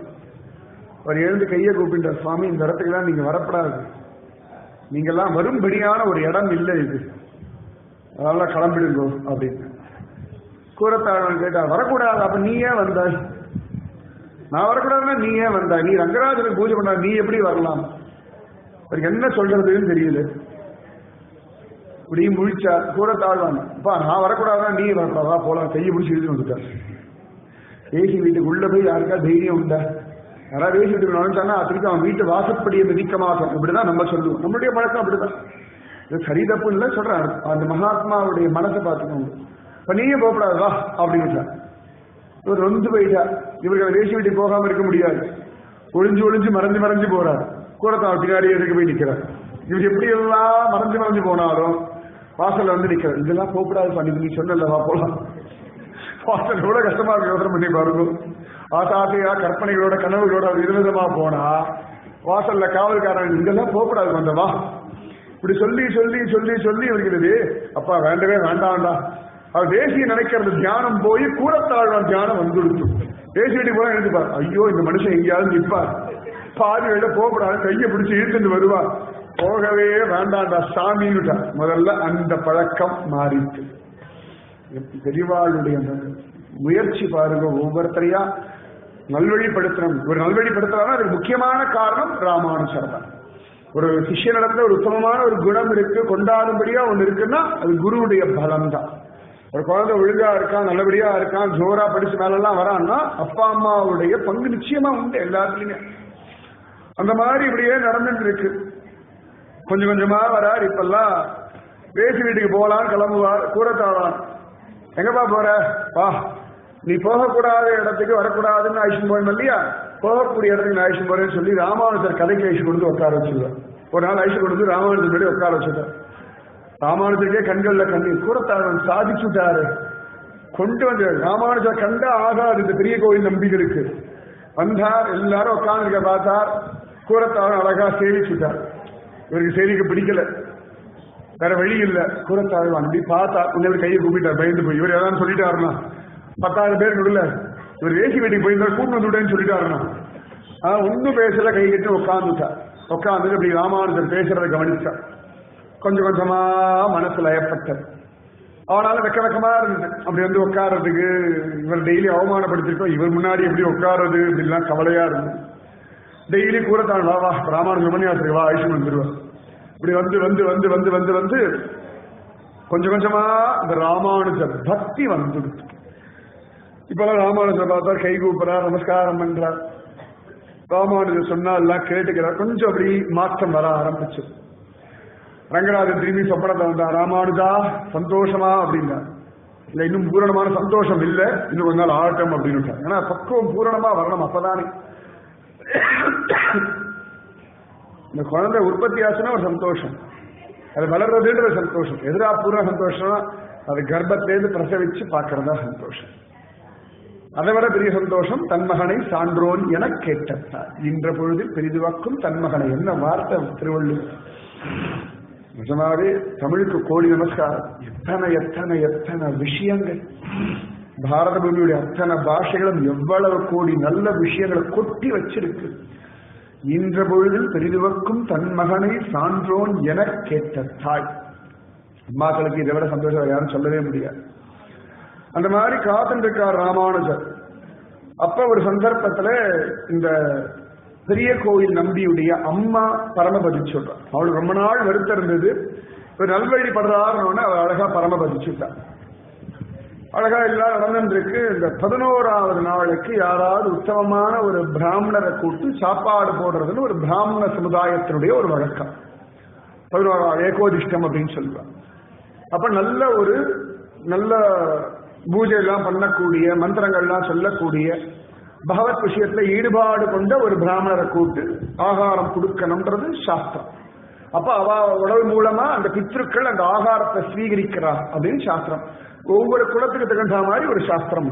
எல்லாமே நம்முடைய நன்மைக்காகத்தான், நம்முடைய பித்ருக்கள் நமக்கு நல்லது பண்றதுக்காக தான் இத்தனை. அப்ப அழகா சுவாமி ராமானுஜர்கிட்ட வந்து நிக்கிறார். முதல் தடவையா கையை கூப்பிண்டு இவர் அழகா வந்து நின்று சுவாமி ராமானுஜர்கிட்ட இந்த மாதிரி எங்க அம்மாவுடைய 11வது நாள் காரியம், சாப்பிட்றதுக்கு யாராவது நல்ல ஒரு சுவாமிகளை நியமிக்கணும் அப்படின்னு. இப்படி பார்த்தா சுவாமி ராமானுஜர் கூரத்தாழ் இருந்தார். இவர் அழிச்சுட்டு போ அப்படின்னு. இவருக்கு சந்தோஷம். பெரிய கோயில் நம்பிக்கை அவர் தான் முக்கியமா குருவா இருந்து இவர்கள் வழி கொண்டு வந்திருக்கார். அவர் நேரடியா கூரத்தாழ்வான கேட்ட கூட நடந்திருக்காரு. ராமானுஜர் சொன்னார், கூரத்தாழ்வானே நீர் போய் அந்த ஏகோதிஷ்டம் சாப்பிட்டு வாங்க. எல்லாரும் போக மாட்டார். ஏன்னா அதை போய் ஆகாரம் சாப்பிட்டோம்னா அதுக்கு இவ்வளவு நாம ஜபம் ஜபிக்கணும், இவ்வளவு காயத்ரி ஜபிக்கணும்னு இருக்கு. இல்லாட்டி பாவம் வந்து சேர்ந்துடும்னு இருக்கு. தானம் கொடுத்து வாங்குறதுனாலே ரொம்ப ஜாக்கிரதையா வாங்குவா. அது மாதிரி கோதானம்லாம் வாங்க மாட்டா, ரொம்ப கஷ்டம். ஏன்னா ஒரு மாட்டை வாங்கினோம் அப்படின்னா ரொம்ப ஜாக்கிரதையா அதை காப்பாற்றணும். கடைசி வரைக்கும் ரொம்ப சௌக்கியமா சந்தோஷமா வச்சுக்கணும், இல்லாட்டி பாவம் வந்து சேர்ந்துடும். அந்த மாதிரி நிலம் பூதானமும் வாங்க மாட்டான், ரொம்ப துர்லபம் வாங்கறதுக்கு. அப்படி வாங்கிட்டோம்னா அதற்குரிய அந்த மந்திரங்கள் அந்த காயத்ரி எல்லாம் ஜபிக்கணும், இல்லைன்னா பாபம் வந்து சேர்ந்துடும், சாஸ்திரம் இருக்கு.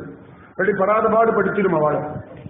அந்த மாதிரி இருக்கும் பொழுது பெரியவர்கள் நிறைய பேர் போக மாட்டோம் அந்த மாதிரி விஷயங்களுக்கெல்லாம். கூரத்தாழ்வான் ராமானுஜர் சொன்னார்னு சொல்லி இந்த ஏகோதிஷ்டம் சாப்பிட போற. அழகா சாப்பிட்டாச்சு, ஜோரா எல்லாம் சாப்பிட்டாச்சு. சாப்பிட்டு முடிச்ச உடனே கூரத்தாழ்வான் நிறைய தனம் கொடுக்கற. தனம் கொடுத்த உடனே திருப்தி அப்படின்னு சொல்லணும். இவரு எல்லாம் கொடுத்துட்டே இருக்காரு. கூரத்தாழ்வான் திருப்தி திருப்தின்னு சொல்லவே மாட்டேங்கிறார். இவருக்கு ஒண்ணுமே புரியல. சாதாரண சம்பிரதாயமா உண்டா திருப்தின்னு வா அப்படின்னு பைசா கொடுப்பா, அவளை திருப்தியும் நாங்க திருப்தியும் முடிஞ்சிடும், அவ்வளவுதான். இதான் லோகத்தை வழக்கம். கூரத்தாழ்வான் திருப்தினே சொல்ல மாட்டேங்கிறார். இவர் கேட்டார் கடைசியில பெரிய கோவில் நம்பி கை கூப்பிண்டு, எதை கொடுத்தா தேவரின் திருப்தி அடைவீர் அப்படின்னா, இந்த கோவிலை நிர்வாகம் பண்ற சாவியை கொண்டான்னுட்டார். அது வேணும், அதை நீ என் கிட்ட கொடுத்தா நான் திருப்தி ஆவேன்னுட்டார். ஏன்னா அந்த சாவி ராமானுஜர்கிட்ட வந்தா ஸ்ரீரங்கம் கோயில் அவ்வளவு நல்லா இருக்குமா. அதனால அவர் சொல்லிட்டார். உடனே அவர் பார்த்தார், அப்படி இடுப்புல சொருகி வச்சிருக்கார். ரங்கராஜனுடைய சாவியை எடுத்து இருந்தார். தானமா கொடுத்தேன் அப்படின்னுட்டார், என்னுடைய கைங்கரிக்கும் சேர்த்து கொடுத்தேன் அப்படின்னுட்டார். உடனே கூரத்தான் அதை வாங்கிட்டாரா, கல்ல ஒத்தின்றாரா, ஆசீர்வாதம் பண்ணிட்டு கிளம்புறார். தனம் எடுத்துட்டு வரா. எடுத்துட்டு இப்படி வந்துட்டார். ராமானுஜரை வந்து அழகா சேவிச்சார். சேவிச்சுட்டு ராமானுஜர் திருவடியில கொண்டு அப்படி அந்த சாவியை வச்சார். ஆச்சாரியனே, இந்த கைங்கரியம் வாங்கினது கொண்டு வந்து கொடுத்துட்டேன் அப்படின்னுட்டார். உடனே சுவாமி ராமானுஜர் கண்கள்ல ஆனந்த பாஷ்பம். ரங்கராஜன் சாதிச்சு காட்டிட்டான், கூரத்தாழம் நடத்தி காட்டிட்டான் அப்படின்னு அந்த சாவியை எடுத்துட்டான். உடனே ராமானுஜர் கேட்டார், சரி அவன் நிறைய தனம் கொடுத்திருப்பானு, அதெல்லாம் என்ன பண்ணாய் அப்படின்னு. உடனே கூரத்தாழன் சிரிச்சா, வாந்திய போய் யாராவது தூக்கிட்டு வருவாளா, திருவள்ளியை இறைச்சிட்டு வந்துட்டேன்னுட்டான். நான் அவர் அகம்பாவத்துல பெருமையில நான் அப்படி நிறைய பணம் கொடுப்பா இல்லையா, அந்த ஒரு கெத்துல இருந்தார். அதனால ரோட்ல அப்படியே இறைச்சிட்டு வந்தாரு. ஏன்னா அவருடைய அந்த அகம்பாவம், அந்த கெத்து, அந்த திமிரு, இந்த பணத்திமிர் இதெல்லாம் இதோட போகட்டும்னு தெருவில் இறைச்சிட்டு வந்துட்டாங்க. அதை போய் அதை வாந்தி தானே ஒரு அசிங்கம். அந்த தெருவில் இறைச்சிட்டு வந்தேன் அப்படின்னு ராமானுஜர் எழுந்து கூரத்தாழ்வானை இறுக்கி ஆலிங்கனம் பண்ணிட்டார். ஆச்சரியமா அன்னிலேருந்து அழகா டெய்லி ராமானுஜர் கண்ட்ரோல்ல கோவில் சாவி வந்துடுச்சு. ஆனால் இவருக்கு டெய்லி கோவில் போய் பழக்கம் ஆயிடுச்சு, நம்ம பெரிய கோவில் நம்பிக்கை. அதனால வேற வழியே இல்லாம இப்ப ராமானுஜர் பக்கத்துல கை கட்டி வந்து அவர் கூடயே டெய்லி கோவிலுக்கு வர ஆரம்பிச்சுட்டேன். கொஞ்சம் கொஞ்சமா அந்த பக்குவம் வந்து ரங்கராஜன் சுகப்படும்படியான ஒரு பக்குவத்துக்கு சுவாமி ராமானுஜர் கொண்டு வந்தார். எவ்வளவு கஷ்டம் தெரியுமா? தன்னை மதிக்காத ஒருத்தனை கொஞ்சம் கொஞ்சமா பக்குவப்படுத்தி பகவத் விஷயத்தை ஈடுபடுத்தி அவனை நல்லவனாக்குறது சாதாரண காரியம் இல்லை. நம்ம வீட்டு குழந்தைகிட்டே நமக்கு தெரியுது சில குற்றங்கள் குறைகள் இருக்கு. நம்ம திட்டி பார்த்தாச்சு, கொஞ்சி பார்த்தாச்சு, கெஞ்சி பார்த்தாச்சு, அழுது பார்த்தாச்சு, குழம்பி பார்த்தாச்சு, எமோஷனல் பிளாக்மெயில் பண்ணி பார்த்தாச்சு. எல்லாம் ஒரு சாரியை சொல்லும், அடுத்த நாள் திருப்பி அதே தான் பண்ணுது. நம்மளும் கடைசியில போய் நீ உருப்பட மாட்டான்னு சாதாரணமா தண்ணி நினைச்சு விட்டுடும். நான் ராமானுஜர் அப்படி விடலை. அதுக்காக தான் சொல்றேன், குழந்தைகள் சரியில்லை, யாராவது சரியில்லைன்னா ராமானுஜா இந்த குழந்தைகளை காப்பாற்றும்போது சரி பண்ணி கொடுங்கன்னா சத்தியமா சரி பண்ணி கொடுப்பா. சுயம் அனுபவத்தை சொல்றேன். ஒரு சிஷ்யன் உருப்படுறதுக்கான வாய்ப்பே இல்லாம இருந்தான். அம்மா அந்த கதறினான். இப்ப நான் சொன்னேன், ராமானுஜர் இருக்கா, ராமானுஜர் இறுக்கி பிடிச்சுக்கோ, உன் பிள்ளைய மீட்டு கொடுக்க வேண்டியது ராமானுஜர் பொறுப்பு, சத்தியமா காப்பாற்றுவார். இந்த அம்மாவுடைய பிரார்த்தனை, அவளுடைய ராமானுஜ ஸ்ரீமதே ராமானுஜாய நமஹ, ஸ்ரீமதே ராமானுஜாய நமஹ, ஸ்ரீமதே ராமானுஜாய நமஹ, ஸ்ரீமதே ராமானுஜாய நமஹ, ஸ்ரீமதே ராமானுஜாய நமஹ, ஸ்ரீமதே ராமானுஜாய நமஹ, ஸ்ரீமதே ராமானுஜாய நமஹ, ஸ்ரீமதே ராமானுஜாய நமஹ, ஸ்ரீமதே ராமானுஜாய நமஹ. அவருடைய பிரார்த்தனை அந்த குழந்தையோட பிடிவாதம் எல்லாம் மாறி அப்பா அம்மாவை மதிச்சு இது ரொம்ப நல்ல நிலைமையில ரொம்ப நன்னா இருக்கான். கண் கூட எனக்கு என்ன தெரியும். அம்மா சொல்லுவா, குருஜி ராமானுஜ சத்தியம், ராமானுஜ சத்தியம், சந்தேகமே இல்லை அப்படின்னு. சந்தேகமே இல்லை. ராமானுஜான்னு சொல்லி ஸ்ரீமதி ராமானுஜாய் நாம ஜபிச்சுட்டேன் அப்படின்னா நடக்க முடியாத விஷயங்கள்லாம் கூட நடக்கும். இன்னைக்கு கூட இந்த டெய்லி இந்த உபன்யாசங்களை ரெக்கார்ட் பண்ணி வாட்ஸ்அப்ல போட்டு இருக்கேன். நிறைய பேர் பல ஊர்களில் கேட்டு இருக்கா இருந்த இடத்துல. அதுல ஒவ்வொருத்தரும் ஒவ்வொரு நாளும் ஒவ்வொன்று சொல்லுவா. அழகா ஒரு பக்தை சொன்னா, வாழ்க்கையில் நடக்க முடியாத அதிசயம் நடந்தது, ஸ்ரீமதி ராமானுஜாய நமகன்ற நாமத்தினுடைய பலத்தை நான் பார்த்துட்டே ஆச்சரியம், இந்த மாதிரி ஒரு விஷயம் நடந்ததுன்னு அவர் சொன்னான். நான் சொன்னா வாழ்க்கையில் நடக்கிறது வாய்ப்பே கிடையாது, ராமானுஜருடைய கிருபை நடந்தது குருஜி அப்படி. இங்க உபன்யாசம் பண்றேன் பாருங்க, இப்ப பண்றேன், இதை ரெக்கார்ட் பண்ணி போட்டு அதை கேட்டு அதை ஜபிச்சவளுக்கு ராமானுஜ கிருபைன்னா வேற என்ன நான் சொல்ல முடியாது. நேரம் உட்காந்து கேட்கிறவங்களுக்கு எத்தனை கிருபை உண்டு. நிஜமாவே சொல்ல, சந்தேகமே வேண்டாம், எல்லாருக்குமே கிருபை பொது, அதுக்குதான் சொல்ல வர. அவ்வளவு பலம் மாற்றி கொடுப்பார் ராமானுஜர். அழகா அமைதியாயிட்டா, ரொம்ப சந்தோஷமா ரொம்ப திருப்தியா அப்படி இருந்துருக்கா. ஆனா ராமானுஜருக்கு ஒரு வருத்தம் இருந்துதான். இவ்வளவு தூரம் இந்த கூரத்தாழ்வான் பண்ணி கொடுத்திருக்கா, இந்த கூரத்தாழ்வானுக்கு கொடுக்க வேண்டிய ஒரு பெரிய மரியாதையை இன்னும் இந்த பெரிய கோவில் நம்பி கொடுக்கலையேன்னு ஒரு வருத்தம். ஒரு நாள் மத்தியான வெயில்ல சுவாமி ராமானுஜர் கிளம்பி வேகமா நடந்து போறாரு. யாருக்கும் தெரியல எங்க போறாரு, ஏது போறாரு, யாரும் வர வேண்டான்னு. எல்லாருக்கும் பயம் வந்துருச்சு, என்னாச்சோ ஏதாச்சோ. நேர இந்த பெரிய கோவில் நம்பி வீட்டு கதவை போய் தச்சா. அவர் வீட்டுக்கு போறார், அவர் வீட்டுக்கு போனதே இல்லை, நீங்க நேர போயிட்டா. பெரிய கோவில் நம்பி கதவை திறந்து பார்த்தா ராமானுஜர் நிக்கிறார். நம்பவே முடியல அவருக்கு. கண்கள்ல ஆனந்த பாஷம், வாங்க வாங்கன்னு கூப்பிட்டு உட்கார வச்சா. இவ்வளவு தூரம் வெயில்ல நடந்து வந்திருக்கேன், என்ன வேணும், ஒரு வார்த்தை சொன்னா நான் வந்திருக்க மாட்டேன்னா. இல்ல இல்ல, உங்ககிட்டே எனக்கு ஒரு காரியம் ஆகணும், அதுக்காக வந்தேன் அப்படின்னா. என்ன அப்படின்னா, நீ இந்த கோவில்ல புராணம் எல்லாம் வாசிக்கிற ஒரு கைங்கரியம் உனக்கு இருக்கு இல்லையா? ஆமாம், அதை எனக்கு கொடுத்துரு, அது எனக்கு வேணும் அப்படின்னுட்டான். உடனே சொன்ன, தெய்வம் வந்து நேர இதை கொடுன்னு கேட்டா நான் கொடுக்காம இருப்பேனா? நான் எங்கேயோ இருந்தேன், எப்படியோ இருந்தேன். இந்த நேரத்தெல்லாம் வீட்டுல இருக்கிற ஆளே கிடையாது, தேசி வீட்டுல கதியா கடந்தவன்.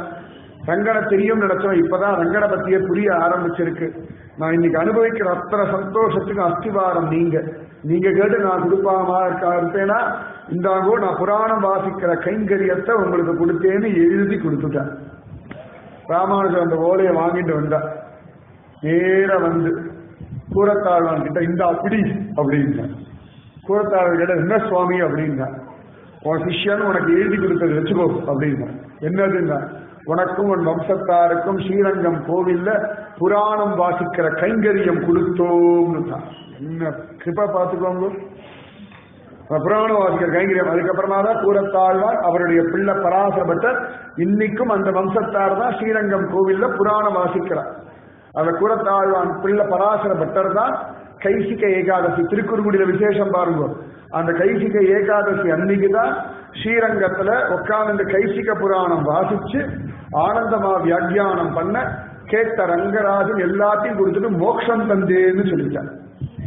சில இடங்கள்ல 21 வயசுலயே அவருக்கு மோட்சம் கிடைச்சதுன்னு சொல்றார். அந்த புராண கைங்கரியத்தினாலே கைசிக புராணம் வாசிக்கிறது அத்தனை ஆச்சரியம்.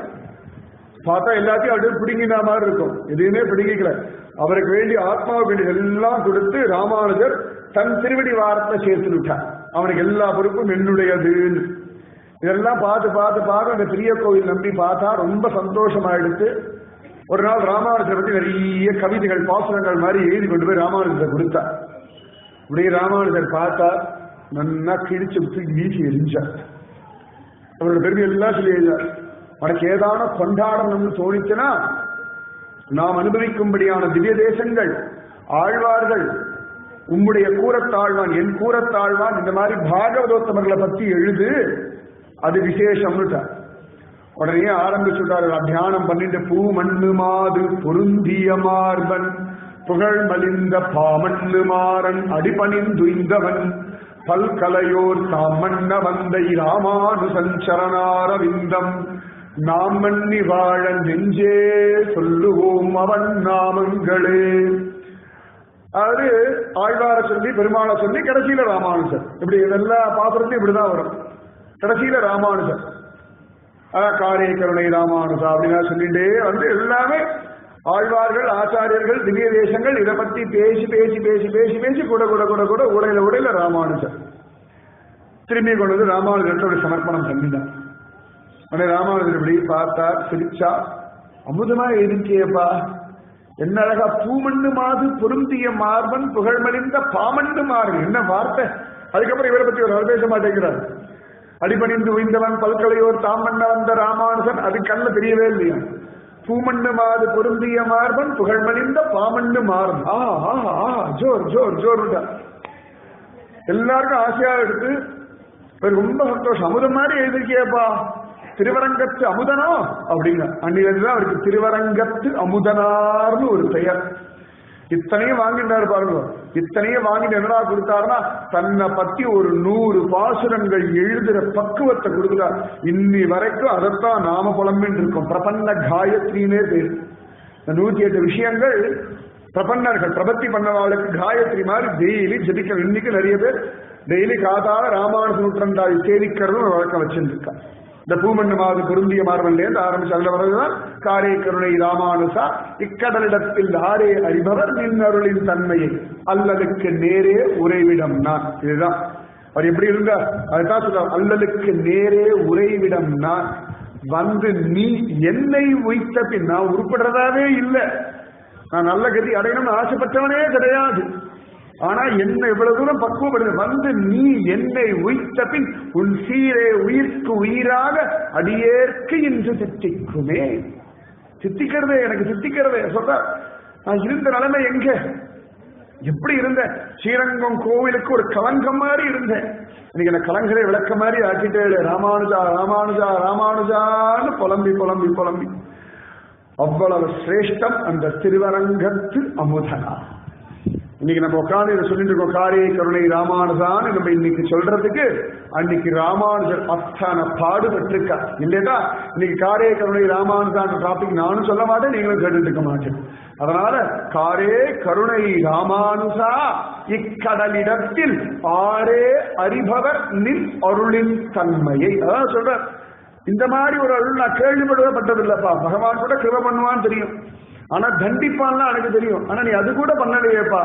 எப்படி எல்லாம் தடுத்து பணிகொண்டு எவ்வளவு அழகா என்ன பயனன்றாகிலும் பாங்கல்லராகிலும் செயல் நன்றாக திருத்தி பணிகொள்வான்னு கொண்டேளு. கூறத்தாழ்வான்ற ஒரு ஆச்சாரியன் ஒப்படைச்சு இவ்வளவு பண்ணினேளு. எத்தனை கோடி ஜென்மா எடுத்தாலும் நன்றி கடவனாச்சன் பட்டிருக்கேன் நான். அல்லலுக்கு நேரே உறைவிடம் நான் வந்து நீ என்னை உய்த்தவன். நீதானே வந்து என்ன காப்பாற்றினார். பாழுங்கணத்துல விழுந்தவனை பிடிச்சு பிடிச்சு இழுத்தியே, கூறத்தாழ்வான்ற கையை கொண்டு என்னை இழுத்தியே, பேசி வீட்டுக்கு போறவனை போகாதே வாடான்னு கதைக்கு அழிச்சுட்டு வந்தியே, உட்கார வச்சு புரிய வச்சியே, என்னுடைய அம்மாவுடைய ஏகோதிஷத்துக்கு சாப்பிடுறதுக்கு கூறத்தாழ்வான் அனுப்பினீரே, இவ்வளவு பண்ணீரே.